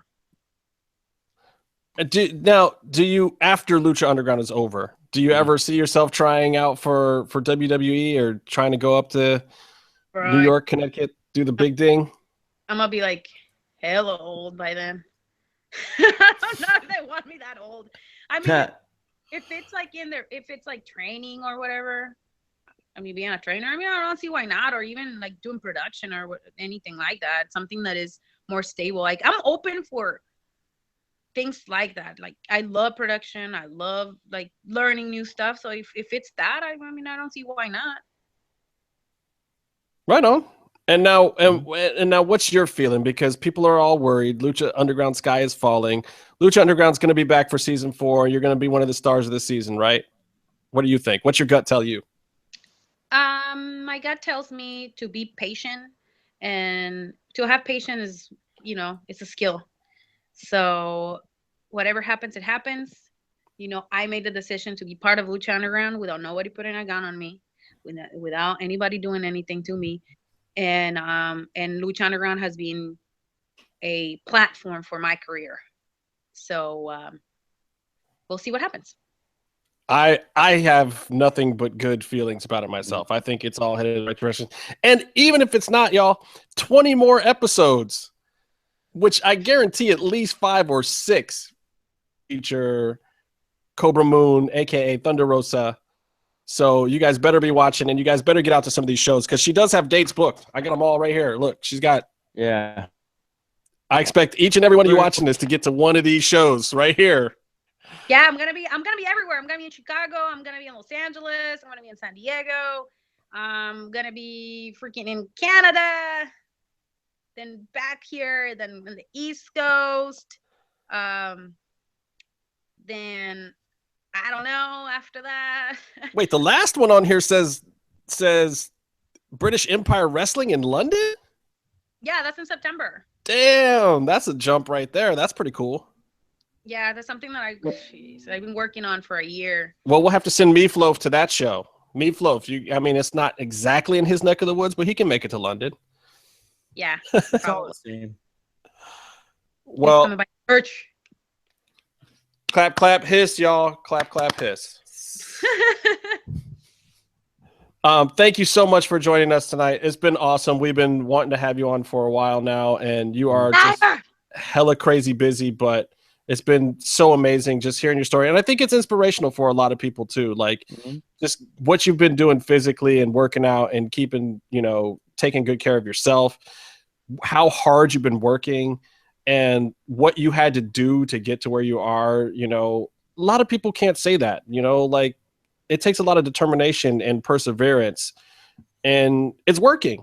And it's cool for us as fans to see that it's not somebody who was handed something that's getting all the good stuff, that it's somebody who's actually out there working hard for all of us. I mean, you're working hard for us. That's the truth of it. So we have to appreciate it. And the people who don't appreciate it, you got to check Thunder Rosa out, because you will appreciate it. No, again, thank you so much for having me. And you couldn't put it in another way. There's been so many people that have knocked on the door of Lucha Underground, and they haven't been able to be blessed like I am. But because of that reason, I have to work harder to keep this spot and to keep Kobra Moon, as part of me too. So I'm not promising, but I'm working as hard as I can to be the best that I can be, and to be the best representation of women's wrestling. I love it. Thank you so much for coming by. Thank you. Appreciate it. Anytime you want to plug anything, anytime you want to come back, you are absolutely welcome for any reason. You just tell us. I love your show. I'm like in my long road trips, I just watch your faces. It's funny. Everybody. We're the right around too if it's a long road trip. It's gonna get crazy probably in the next couple of them, because Casey is real hot about all sorts of stuff. Yeah. So funny story about Casey. Before you showed up, he actually was giving me a little bit of like the gossip. Like he was telling me that you were possibly coming in, something like that. Like there was a little bit of buzz. Speaking of Casey, that would have been a fun story for him to tell if he was actually here and not in bed. But Byron is hinting around at all sorts of stuff without saying anything. Whatever, guys. But thank you so much for having me. Thank you. Appreciate it. We will catch up with you soon. All right. Take care, y'all. Cheers. B-Dog. What up? WWE. Yeah, it's still going. Goldberg. is not just doing WrestleMania. He's also doing Fastlane now. Have you heard about this? He's going to take the belt off of KO. Yes. And then they're going to have him and Lesnar be for the title, because why not have non-active wrestlers? But here, I'm going to tell you why I think that makes sense. Why does it make sense? Because who needs to go over here? Who do you think needs to go over in this whole picture? Kevin Owens. And he's pretty over. I mean, and he needs to get more over, but how do you make him more over? Have him win matches. What do you mean have him win matches? That's not how you get him over. How do you get him over? Okay. It's just the thing for me that WWE does really bad with their top heels. Like Ric Flair used to cheat all the time and get himself DQ'd and hold on to the belt. But that was him breaking rules and him finding the way out. And what I see a lot with the top heels in WWE that bothers me is they're not in control of their destiny. Like they're about to lose a match and then something happens that they had nothing to do with that bails them out. And that seems to be okay. And that's a little bit lame. I'm not going to lie. But here's who I think needs to get over. I don't think it's KO. I think the Jericho thing is pretty over. I don't think it's Goldberg. You know, we saw him go over on Brock a couple times, and his comeback has done good business. I don't necessarily think it's Brock either. Brock's been pretty over. He's a draw. He's going to keep drawing, win or lose. But who is the greenest thing in that match at Fastlane? It's the belt itself. Yeah. I think the whole thing with the belt, and I think they might be right, is they need to put a little bit of a title history on it. If you put that thing on Goldberg and then maybe on Brock for a few minutes, then when KO's holding it the next time, that belt means a whole lot more than it does right now. I mean, even with, sadly, with the elevation of the Jericho story and Jericho having the U.S. title, I think even lessens the authority of the Universal title. It's a belt without a history right now. It wasn't something else that they turned over the door on, that they brought back the WCW title or changed the WWE title into it. I mean, it's really a new belt with 3 champions? It's got no title history. Yeah, I mean, but it's Finn Balor, who's awesome, but you have Finn Balor and held it for 14 hours? Yeah, well, I mean, don't get me wrong, he only had one arm too, but it's like the person to have on that title history. If it was an actual real run, he got the thing and had no run. Not his own fault, but I mean, it's just true. Yeah, it's there's a point that you need to legitimize it, and even just having the picture of it on Brock Lesnar's shoulder, or having the picture of Goldberg holding it in front of like a sold out arena or whatever, that goes a long way. But to the point I was making earlier, it seems like without Kevin Owens being in control of his cheating, it doesn't show as much of the desperation for him to hold on to it for me. I don't know. For me, I like how the other titles booked and how that's competed for more than this one. So I do agree that. Right. And that's what I'm saying. It's part of it is yeah, I do agree with you. It needs something. I mean, it needs some pepper on it. It needs some steam on it. And this is one of the problems with creating belts. And not that the guys that are at the top of the card on Raw aren't awesome. I actually like those guys for the most part. Roman Reigns is an exception. But at the same time, yes, them having the belt, I think will be great for that belt 5-10 years from now.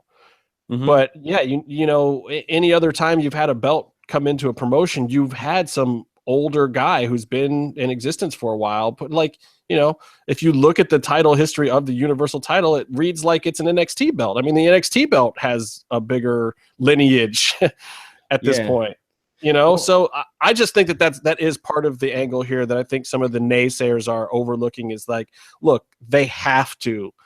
It's incumbent upon WWE to put some title history on that belt that means something. And you got guys like Goldberg, who's obviously not going to be around long. There's only one chance to do it. Why not? Then you got guys like Brock Lesnar, who's a part-timer, but a huge name, cross sports, regardless of what you think about him or his, juice in there, this, that, or the other thing, or him no-selling people or beating Undertaker or whatever your problems may be. Undefeated. But it's still a great name to have on the lineage. To your point, it seems like now that you're talking about it, it makes sense where you can get that WrestleMania part-timer kind of, bump or whatever from getting Goldberg and Lesnar in. And then once that's over and they start doing the new storylines and you get back to the full-time guys, whoever gets the belt off of one of those two guys is really going to be made more than when Kevin Owens wins because Triple H does something that has no payoff so far. Yeah, that was just kind of my thought. It was almost like a light bulb went off when I thought about it. It was like, I'm looking at all this hot shotting and all the things that they do at this time of year, and the fact that there's way too many pay-per-views before WrestleMania even. Like, I didn't even realize Elimination Chamber is this weekend, and it's like, is it? Yeah, they put all the matches together like this week. It's like, for such a huge gimmick, for such a huge, big thing, like, it's such an awesome just spectacle just to see the Elimination Chamber. It's like, it's a burn-off SmackDown only pay-per-view. Oh, like, Fastlane too, right? And Fastlane is the one that and Goldberg's now on it, so that's going to pop a number, I think, for him. Yeah. And I guess, I think Elimination Chamber is way too soon. Like, I don't even know why it's this week, and they haven't even had time to build it. It's like, you want those pay-per-views to be good leading up to WrestleMania, to up the buys into network, so that people are buying network before WrestleMania, so that they're keeping it long enough after WrestleMania. You don't want them to just buy it the day of WrestleMania because they're more likely to cancel within that 30 days. Well, why would you put your best talent in the Elimination Chamber heading into WrestleMania? Yeah, it's crazy. That pay-per-view should be leading up to SummerSlam, I think. I think you should be competing for a headlining slot in the Elimination Chamber from SummerSlam. But it's also, it's like, I think part of the gimmick is they're selling, that there's going to be a main event at WrestleMania given to who wins the Elimination Chamber. It's like, didn't I just see that with the Rumble? What was the point of the freaking Rumble? And that guy's on SmackDown. It's like he's already got a spot. We're giving all the spots away to guys at SmackDown now. I didn't get it. I mean, and I'm sure Elimination Chamber, it's always cool. It's just it's a cool gimmick. It's a really great gimmick match. So I'm sure it will actually be somewhat entertaining. Even if it's poorly booked, it's usually still fun. I mean, it's hard to make that structure not fun. Elimination Chamber horribly booked? You mean like the one time when a door broke and they had to call the entire match on the fly all of a sudden? And they had Ryback in the match? Things happen. These things happen. If I'm an athlete trying to and I got my break and I got my WrestleMania match that I'm working towards, and then I'm told I have to have a match in the Elimination Chamber, I try to get out of it. I don't want to get hurt. I want to make the big show. I don't want to have an Elimination Chamber match that no one's gonna remember. Yeah, but no one gets hurt on those things. They get hurt when they're doing little rinky-dink stuff. Like the Samoa Joe, Seth Rollins thing. Yeah. Hey, look, the best thing about that injury, though, is the video package that they put together, hyping Triple H. Like, it made it feel not as weird that Triple H is back just because they had a good video package this week because they didn't have Seth to promote anything. My favorite part was Finn posting a picture on Twitter with him next to Samoa Joe smiling. That's classic. And I hope Joe gets a good run. Like you're always saying, the weird 50-50 booking that they had this week for him versus Roman was like, whatever. Wait, I thought I saw him win with Joe won, but it was Braun came down. Oh, and he's getting a great monster push right now. He had a squash match with 3 guys, which I loved. I want more squash matches. 4. I'm sorry, 4. One of them was trained by Lance Storm, so and it piles wasn't them all that ran away. Pins them all. Killed? I feel like Raw needs more squash matches. Like, I know that the crowd is not going to super pop for him, but it's like, look, keep our strong guys strong. Bring them in. Bring some local talents in. Give them good tryouts. Let them work some of the big guys. Let them take some stiff bumps because Braun was throwing some elbows in that match. Oh, he hurts him. There was one handicap match where he did a corner splash, and the way he just kind of like really like, I don't know how you describe it, but the other guy's head smacked against the post. Oh man, I'm telling you, like you heard it. He looks like he works real safe with the boys that are in WWE, but man, when they bring up people for him to squash, he squashes them for reals, y'all. No, one guy in the match lied down. One guy tried to run away a few times and ended up running away, but one guy like took a clothesline at the beginning of the match and then just crumbled. It didn't move for the rest of the match. That's probably a good idea. I'm going to be the guy that will just be like, okay, look, I took that bump. I'm good now. I'm going to lay here for a little while. If you need me for anything, just pick me up and throw me around because that's all I can do for you at this point. But he pinned 3 of the guys. One guy he did not beat, but he stacked them up. But the thing is, one guy was face down. And 2 guys were face up. Right. So technically he didn't pin one of those guys then. Technically that guy did not get pinned. He's about 1/3 as dumb as Kamala, who routinely tried to pin guys face down. But that's a good gimmick. If you're going to be just a monster, that'd be hilarious. If you're like, I'd love to see Matanza do that. Like, he's just so angry and mad that he just lays on dudes when they're face down and tries to pin them because he doesn't care. He's just in a rage and just wants to kill them. You know, that would be fun. If next week Braun Strowman comes out and talks about how he grows wine or something. A little bit with Rusev. Like, Rusev is a little more refined, but no, they the other white guy with big red or whatever. I'm forgetting his name. But he was supposed to be super smart inventor. Rowan. No, Rowan. Yeah, those gimmicks are fun, but you see how long they last. Like, you know what they say, comedy can only get you over so far. Though, hey, what do you think about Ellsworth? Speaking of comedy, been doing it for it. What about Ellsworth? Like, he was in the AJ program for so long, and everyone's like, why is he taking up someone's spot? And, you know, then he finally gets this match, and AJ pins him with, like, one move or something. But he's with Carmella now. Yeah, like, it didn't seem like a fail to me. Like, you knew the gimmick was only going to go so far with him in any part of the top of the program. But now, look, he's got a dime piece on his arm. He's hanging with Carmella the whole time. It looks like a win to me. Good for him. And it's still over. Crowd's still popping. Yeah. He's still getting his same amount of time on the show. He's getting 10, 15 minutes every freaking night. You know, that's awesome. Like, it's great to see someone like him who has been working hard for so long. And then you get your break. But, you know, he's proven that he's not a flash in a pan, which is also what Carmella needs. It's what a few of the women need is they need programs where they can still be working and be on TV and developing, but not, you know, necessarily at the top of the program for the women's card. I kind of like what they're doing right now with the 2 matches with Mickey and Becky Lynch stuff going on, and you got Natty and Bella. Like, all of a sudden the women's division in SmackDown has come to life, and I was shitting on it hard 2 months ago. Mickey James made all the difference in the world, though, by the way. A lot of it has to do with Mickey. Did.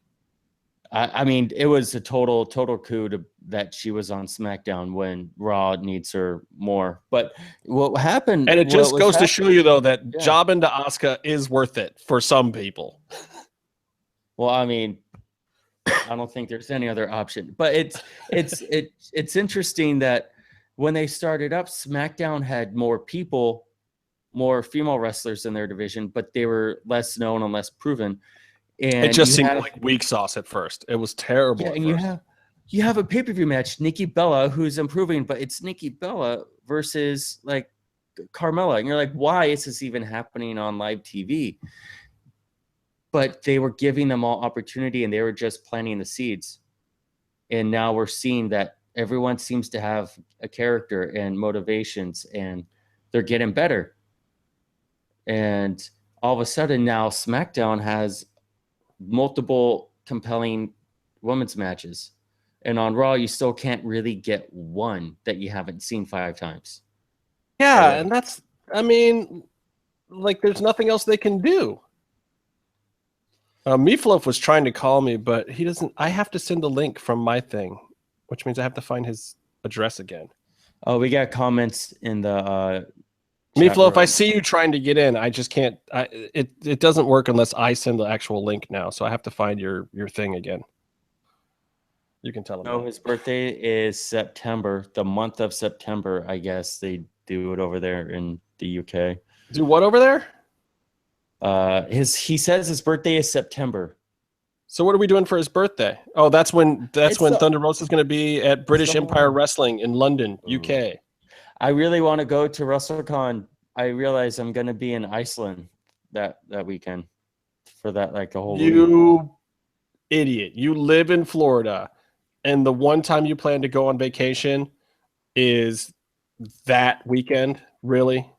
I'm going. Not only am I living an hour away from Orlando when WrestleMania will be in Orlando, I am traveling out of the country, across the ocean, to a far desolate place for specifically WrestleMania weekend. You know that I literally flew out of New Orleans the day of WrestleMania there, the one that when Ultimate Warrior passed. I was actually supposed to go. I had tickets to that WrestleMania too, but because it was when I was working Pitbulls and Prolies, and I flew out the day because I wanted to get back for another gig. But I could have stayed and stretched, but then I would have had to. I don't know. I was being cheap, but I regret it now. I should have gone. I had good seats too. Yeah. Hey, look, there he is. Richardson? It's Meefloaf, you kayfabe and son. Dude. I like your shirt, Meef. Looking strong. Shouldn't you be at work? Isn't it like noon there? I have the day off. Hey, it looks like Meefloaf bought Justin Harvey brand curtains. Everybody should buy these curtains. They're my Meef curtains. That means something else. We're done. That's it. That's all I got. That's all I can. That means something else in England? What I was going to say was, have you seen Emelina? Huh? Did you hear that? Yeah, no. She's supposed to come on the show again this week or next week or something. Someone posted an amazing picture of her when she's like 80. Meef, are you going to Thunder Rosa's show at British Empire Wrestling on the 3rd of September? I did not know about that, but I might do. You need to go. Well, you need to buy the plush doll keychains, Meef. Buy the merch. I'll buy. And she says she actually likes your salacious tweeting. Your purient tweeting, whatever it is that you do in your tweets. I just swear a lot. That's bad. So does she. I think it's fine. Yeah. And get angry at Dorian Roldan. Oh. Really? Are you? You can tell me about it. Oh, no. It's a horrible conversation. So. Well, I mean, it's a horrible conversation I'm going to have tomorrow anyway. You might as well get it started tonight. I'm sure people are watching the show like, how come you guys haven't mentioned it? He started again, hasn't he? He did another one. Was it Monday? They've said today they came out with like they've tried to patent the Penta Zero Miero. In the U.S. The one that today was in the U.S. by the way. Yeah, the one that actually costs money. And the one that is far more legally binding in far more courts around the world. Yeah, because when I'm off to see him, and I'm still worried that he's not actually going to be there. He's down as Pentagon Dark. Well, and this is really a question because, which it poses one of the questions that I've been having because I've heard that in the very near future, if not already, that Lucha Underground talent are going to be afforded a way to license, so to speak, or use their Lucha Underground gimmicks in approved places and whatnot. So he very well could use that, but at the same time, that would be crazy considering the other stuff that's going on. So who knows? Like, everyone is so in the dark and up in the air about what is going on with this particular situation. And for those listening who don't understand, Pentagon Jr., as he was called in AAA, left AAA a couple of weeks ago, showed up the day after a TV taping for AAA in The Crash down in Tijuana, which is a promotion that Conan has a lot of involvement in. The Hardys were on that show, and Borash was down there. So it was like a big event, big deal. And then after that, the shit hit the fan, and Pentagon was saying he's got a new name, and he came out in Parasol Mall stuff, but then he said he was going to start his own thing, and then they were calling that La Revolution. Then La Rebellion, sorry, not the Revolution, the Rebellion. They got merch going on, but then all of a sudden we're seeing that AAA is trying to trademark the names of his new gimmick, not his AAA gimmick, in Mexico. And then today it came out that one of the versions of his name was being trademarked here in the States. So they ballsed it up. They left off the L. Yeah. Penta El Cero Miedo. Yeah, it's like well, it's also I just trademarked Bone Ninja and Skeleton Ninja, so he can't use those now. I wonder though if like the plan B, if like of course like Pentagon leaves, Dorian probably might get mad and like want to crush him or something, but then plan B would be making him use on the road the Lucha Underground name Pentagon Dark, since Meef said he's advertised as Pentagon Dark. So like if you're going to go out and you're going to promote your brand, you're going to promote your brand that we make money on. You think that might be? But they don't make money on it, do they really? They don't sell merch. No, but good point. But Meefloaf, listen, we all want to buy championship replica belts from Lucha Underground. I know that's something that everyone, including me, is talking about all the time. It's mostly you. But like up, Meef and I are going to be trios tag titles, and we need a third, Justin. If you know anyone who's our friend. I don't go that way. No one. But up until now, like that hasn't really been part of the Lucha Underground model, and they're learning. But part of the big hiatus now is they're supposed to fix that, among other things. I think they'll want to monetize all the different characters and brands that they own. I have a theory on the whole thing, but I have to save it for tomorrow. I promise, Casey. Yeah. So I can't tell you, but I wanted to hear what Meef had to say about it because I know he was fired up about it. But it's just irritating, and but like when the Phoenix thing happened, and that would like hit everybody out of the blue. I mean, like Pentagon, we kind of expected before Phoenix, and expected since, but like with Phoenix, it was kind of out of the blue. When he came over here, he'd I think announced it at the Crash Lucha or whatever it was on the Sunday, and then he was here the Friday, and like you could see, like just in that short space, that guy was fucking worried. Like on the first day, it's like kind of over here, the Lucha thing isn't massive, and he's just a mass wrestler, and the kids go and they love Rey Mysterio, that kind of thing, and people sell knockoff Rey Mysterio Jr. masks, the classic thing. So like he was like in the corner, and like a few guys had gone, and they knew Lucha Underground and were saying hello to him, and I got my mask off him, my shirt and stuff, and kind of like nearly like was a fangirl. But like this doesn't surprise me, by the way.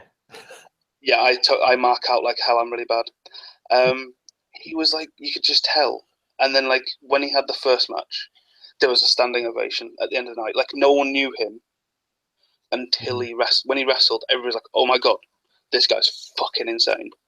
And he deserves that completely. Yeah. Which means he's good. He's getting over on his merit, regardless of name. So like obviously he was like kind of like happy as hell the first night. The second day, like over here they run the promotion I go to, which is Southside, which are actually amazing people. They've got him back again in March, but like they put on a day and an evening show. So there's like 2 shows in the day. So for me, when I travel like 500 miles to see it. Jeez. by car, but like my missus drives. Well, I thought you teleported there. Oh, it'd be amazing. That'd be easier. Don't you all drive the police box and just teleport there? I hate Doctor Who. Doctor Who? Died. Yeah, I don't like Doctor Who. Meefloaf, I haven't seen Doctor Who. What episode should I watch? None of them. Thank you. All right, so what were you saying? But anyway, he basically, on the second day, he had a little match, and he fought Sami Callihan, which was amazing. Callihan beat him, but basically everybody was like clapping from the minute he pinned, and it took about 2 to 3 minutes for him to actually to get up off the ground. To get off the clap, and he was kind of like, you could see physically, like visually upset, and like isn't happy because everybody's going nuts and insane. And Sami Callihan like held his hand up in the air, and they had this massive hug and everything like that. But you could just see how like this few days, and like from the first one, how fucking worried he was, and then everything that happened afterwards, where they're trying to basically kill him and kill his career. And he's like, what? He's like mid-20s. Yeah, but at the same time, you know, Byron and I saw him on stage with Dorian sitting right next to Phoenix, and Dorian saying beautiful, lovely things about him to everyone, and they seemed fine. I mean, but I'm not saying everything was fine behind scenes. Everyone knows it wasn't totally fine, but at the same time, it was. You have to still look at that moment though and say, look, both of these guys are still smart enough to go out there and do a piece of business. Even if it was a work, it doesn't matter. That's the business. It is a work. It's all a work. Like the real question for us fans is, are you guys going to still do business together, or is this going to screw it up for us, the people who want to see these guys, who hope these guys are working? Like, I want to see Dorian make money, but I want to see Phoenix and Pentagon make money too. I want to see them get over. I love these gimmicks, you know? So it's just a question of, to me, like, obviously AAA is not happy about this situation. They have a mass exodus going on right now. They have a lot of guys that just want to leave. Yeah. They can't necessarily just roll over and let them all leave, because then they've got no promotion. Now, what they probably should do to keep them from doing that is, you know, pay people on time, give them better working conditions, and try to make them happy so that they don't want to leave in the first place. But if they do, what's the promotion going to do? Are they going to roll over and take it if people are in violation of contract, or are they going to stand up and try to do something? And then you've got the weird scenario of these guys working at a company that has ties to the company that they just quit. Yeah. How the hell does that work? Nobody has dealt with that before. Like earlier on, we were talking about, and I mentioned you in it because obviously you make the points about this being a TV product, not a wrestling promotion. We were saying about how basically, like, even just the whole people getting frustrated, myself included, at the kind of TV deals and it not being here and not being there. Netflix this, Netflix that. Because Netflix has been hanging over Lucha Underground for what? Since day one, really. And I still don't know if that's going to happen or not. It's always been a goal. And but Mexico just got a date, I think 15th of March. Mexico, someone was reporting that today. Well, yeah, but who are these someones that are reporting it? I mean, you know, I have talked to very credible people that are not saying or confirming any of these dates and are flat out telling me that, no, those dates probably won't happen, but there is a Netflix deal. Like, that's what I'm hearing officially. There's a Netflix deal, and that those dates don't make sense for them, and they don't know why those dates are being reported. Yeah, it doesn't make sense that, I mean, either I'm crazy or those people are crazy. Somebody's crazy. Like, it doesn't make sense that there would be a confirmed date, but the actual show and the company and everyone involved with it would not say anything about it. Look, I want the junk on Netflix tomorrow, but I still contend that to this date, and I will try to get some real answers tomorrow. By the way, we're back tomorrow. Come on tomorrow, and hopefully we'll get some of the answers on this stuff. And there may not, but the official answer may not be that there's not is the information that I believe is true at this point is like, shit, some people out there put out these dates, said something that was true, that the Netflix deal is happening, that it's coming soon, but then put a date on it that was never approved by Lucha or El Rey or Netflix. Have you heard any of those sources say that? Now, don't get me wrong. Netflix Canada tweeted at me that the 15th was happening. They tweeted at me and Lucha Blog and a couple other people. That's Netflix Canada. That's not Netflix US. So I don't know what the sources are, if they're right, if the other people are right, if, you know, the guy who does the podcast that got 1 million hits because he talked about Lucha Underground last week was right, whose name I won't even put over because I don't approve of what he did or how he did it. But I don't know. I don't know. I can only give you the information that I've gotten from the people that I feel are very credible sources. And I'm here to tell you that those people who absolutely should know these dates don't know these dates. So how can these be dates? If these people don't know, then why do people that are 5 times removed from them know a date all of a sudden? Why would it be such a secret that in like a week? I don't think it's even a... Well, I'm just saying, like, suppose it's the 15th. What does Lucha have to gain by not telling people, even with a week left? Or like, we don't want anyone to know we're going to be on it. Like, it's a secret. I don't know. I hope to God they actually hit that date now. I hope they make me look stupid because look bad almost if they don't at this point, if they don't make a statement before that date. Am I crazy? No, I mean, but it's like, I don't care if I'm wrong. I really don't. What's the phrase? They're not the greatest. Like, it's not what's actually true that matters. It's what people think is true. Sorry, what were you saying, Meef? We couldn't hear you. You were breaking up. I was going to say the other thing as well. They're not the greatest at promoting themselves, are they? They have dropped several balls. I mean, this is pretty big to drop it, but I don't know. I think that sometimes people just at the minute get, with everything that's going on, and it kind of being last minute. Everything seems to be doing last minute. People kind of expect it to kind of be a day before. They might go, by the way, we're on Netflix tomorrow. Yeah. Sorry, I mean, look, the way I see it though is this, like, again, and this goes back to it being a TV show. What is their infrastructure right now? Do people even understand that? There's not a whole company sitting there. They're not like, they don't have some towering office in Connecticut. Like you've heard Evie Dub say before on this show, the editors work from home, man. Like this is not some huge infrastructures. These guys aren't sitting in some towering office working on just this every day. Like, you know, Chris Roach and DJ are probably off working on other shows right now. Even like they stopped. There's nobody there to answer these questions, and it is part of the problem is that, like, you know, poor Evie Dub probably has to answer more of these questions himself, and he's busy trying to finish the second half of the season, you know, and dealing with other stuff. And, you know, Skip is working for El Rey and doing other stuff. He's not involved in this kind of, like, people ask these questions and they think that there should be an answer, but at the same time, I think they don't realize the fact that there's nobody to answer the question.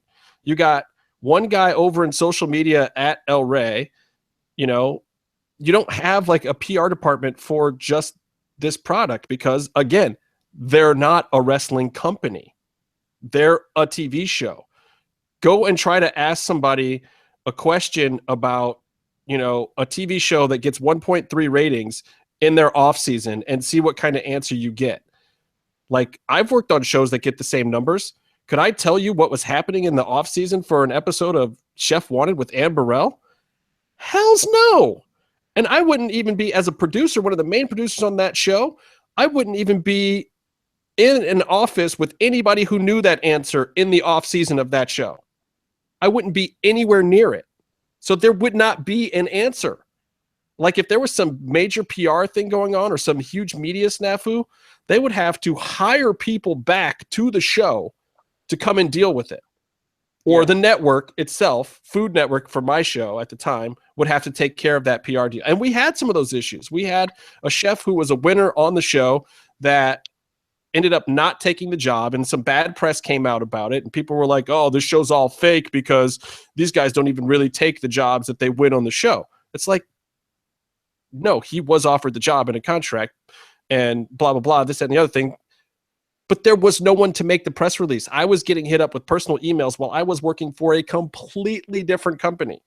And people don't understand that they have to look at Lucha Underground like a TV show, and it's almost the same way. It's not that there aren't people there working on it, but there's not a huge department. There's not some 20-person PR and marketing department there every day to answer, John Twitter's questions about, does Pentagon still have a contract in Lucha Underground? When is the Netflix deal happening? The thing is, that release, that information is going to probably come from Netflix at this point, and not even El Rey Network. El Rey is going to do all the dubbing, all the subtitling, all the technical stuff they need to do, or not even El Rey, MGM and Factory Made will do all the work. They'll send it off to Netflix, and they'll say, hey, that deal that we did with you guys for this show, here's the show. We presented it to you. You tell us, what's the launch date? And then Netflix will say, okay, now that you've submitted the show, the launch date on the, usually it'll be the 26th of this month. They'll on the 26th of this month, Netflix will say what their release dates are for next month. They'll give it to all their regular publications. It'll come out on the Thrill list on the 27th or 28th. You'll see everything coming to Netflix this month, and Lucha Underground will probably be there, but it wasn't on the list for this month.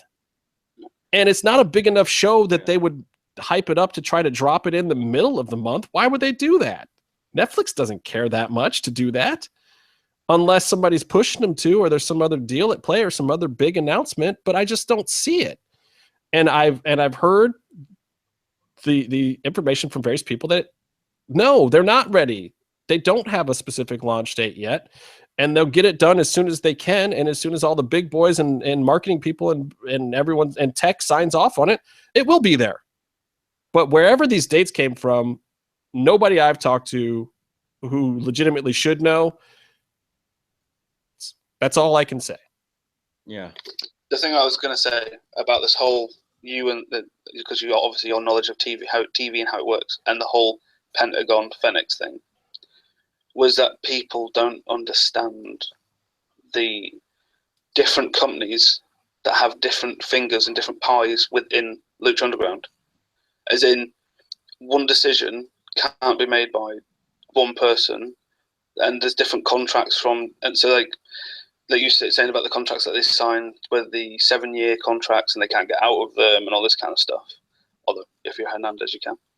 But well, if they want you out of them, it's very difficult to just go, oh, it's fine, and Dorian's going to get rid of him, because at the end of the day, he's going to be contracted across probably 3 different companies for different things. But don't think that doesn't mean that somebody won't try to get rid of him. Don't think that means that there's not people being vindictive, because clearly, judging by trying to file trademarks and patents today, yeah, especially American. That takes a bit too. But with the merch thing, because obviously the merch has been terrible, as we all know, and we all complain about. But again, that's because Pentagon Junior was owned by AAA, which has technically nothing to do with Lucha Underground.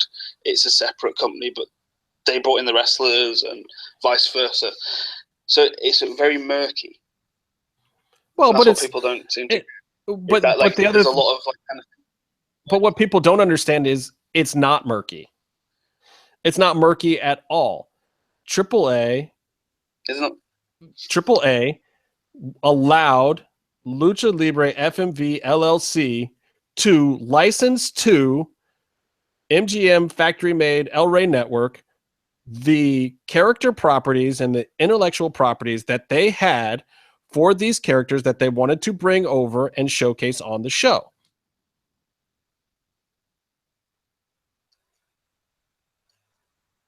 No. Easy. And show the rights to legally use those characters, or they wouldn't have been able to do them in the first place. Nor would they have ever wanted to use those existing characters in the first place. So they have been officially licensed. Those intellectual properties have been licensed to the producers of the show. And I don't know the length of those or the term of those, but we know that has happened. So what that could mean at this point is that legitimately the TV show could still keep using all the characters and gimmicks and names that AAA has blocked these guys from using all over the place. But legally, they may still be allowed to use them on the TV show. Now, if those workers will show up and be those characters, if they have other heat, if they'll do it or not, that's a completely different story. I have no idea of that, of what the reality of that is. But I can say that they have licensed those gimmicks. They're licensed to Lucha Underground. And I don't see them going to court with MGM. Why would they? They're in bed together. They're partners. I don't know. They have a very strange thing with merch, don't they? Because I don't think AAA don't actually sell merch, as far as I'm aware. Or they can't find it online, if you know what I mean. So I find it very strange. Yeah, these companies would not, like, they own the guy, like you said. They own the merch and they own the rights to the merch. AAA, but maybe there's something weird in someone's contract. Yeah, but I think they just want to license it anyway. Use them on TV, but not the actual merchandise names, if you know what I mean. I don't know. Because it seems all very. I find it all terribly interesting in general, and that's from a selfish point of view because I don't, put food on my plate because of this stuff. So I can look at it however I want. And anybody who's not putting food on their plate with it, whatever their opinion is, doesn't really matter. Just like mine doesn't really matter. I have a very educated, informed opinion in my opinion. But what does it matter at the end of the day? Like Pentagon, he's got to feed himself. He's got to put food on his plate. Phoenix got to put food on his plate. Daga's got to put food on his plate. Garza's got to put food on his plate. Jack Evans got to put food on his plate. Like, what do those guys want out of this? What are they going to do at this point? That's tough. Son of Havoc needs food on his plate, and he needs his leg not to be broken. And at the same time, El Rey and Lucha Underground and Factory Made, they need to put food on their plate as well because I want to continue seeing the show. So I want them to thrive and survive as well. I don't want them to do it by getting over on the boys. Like, I don't want to see that happen at all. But at the same time, I don't want them to fall apart from this junk either. So I don't know. It's tough. I'm going to call it for today because there's so much more that I promised I'd come up with Casey tomorrow. So, and I think we're going to have a guest or two tomorrow as well. So there's 2 episodes this week, people. Doubling up. We hit 50 and now we're just rolling. We're almost at 100 already. Yeah, in hours easily. Thanks, Meef, for stopping by. Appreciate it, brother. Thanks, Meefloaf. Great to see you as always. Thank you for having me. Looking forward. Byron, get some rest because you got to do another one of these with me tomorrow. We're going to talk a little face-off. We're going to talk some UFC. We're going to probably have a couple guests. And me and Casey are going to go fist to fist on the Pentagon thing. Oh, God. I can't wait to hear his on Dorian. Casey actually wasn't on tonight. It's not that he's asleep. He's actually crying. He's been sobbing uncontrollably. He might be. I can see that. And hopefully he stops in time to do it on the air tomorrow. All right. Well, I'm out of here. I got some other stuff to do, and I'm going to get ready for tomorrow's show. And you guys have been great. Thanks so much to the wonderful Thunder Rosa. So totally muted. Thanks so much for Thunder Rosa for coming on. She is a fabulous guest and an inspiration to all and fabulous entertainer. So I hope that she picks up a lot of new fans in the next couple of years in general because she absolutely deserves it and she's working hard for them, as you heard her say. So hopefully that helps convince you what we already know, that she is the shiz and you guys need to be paying close attention to her in the future.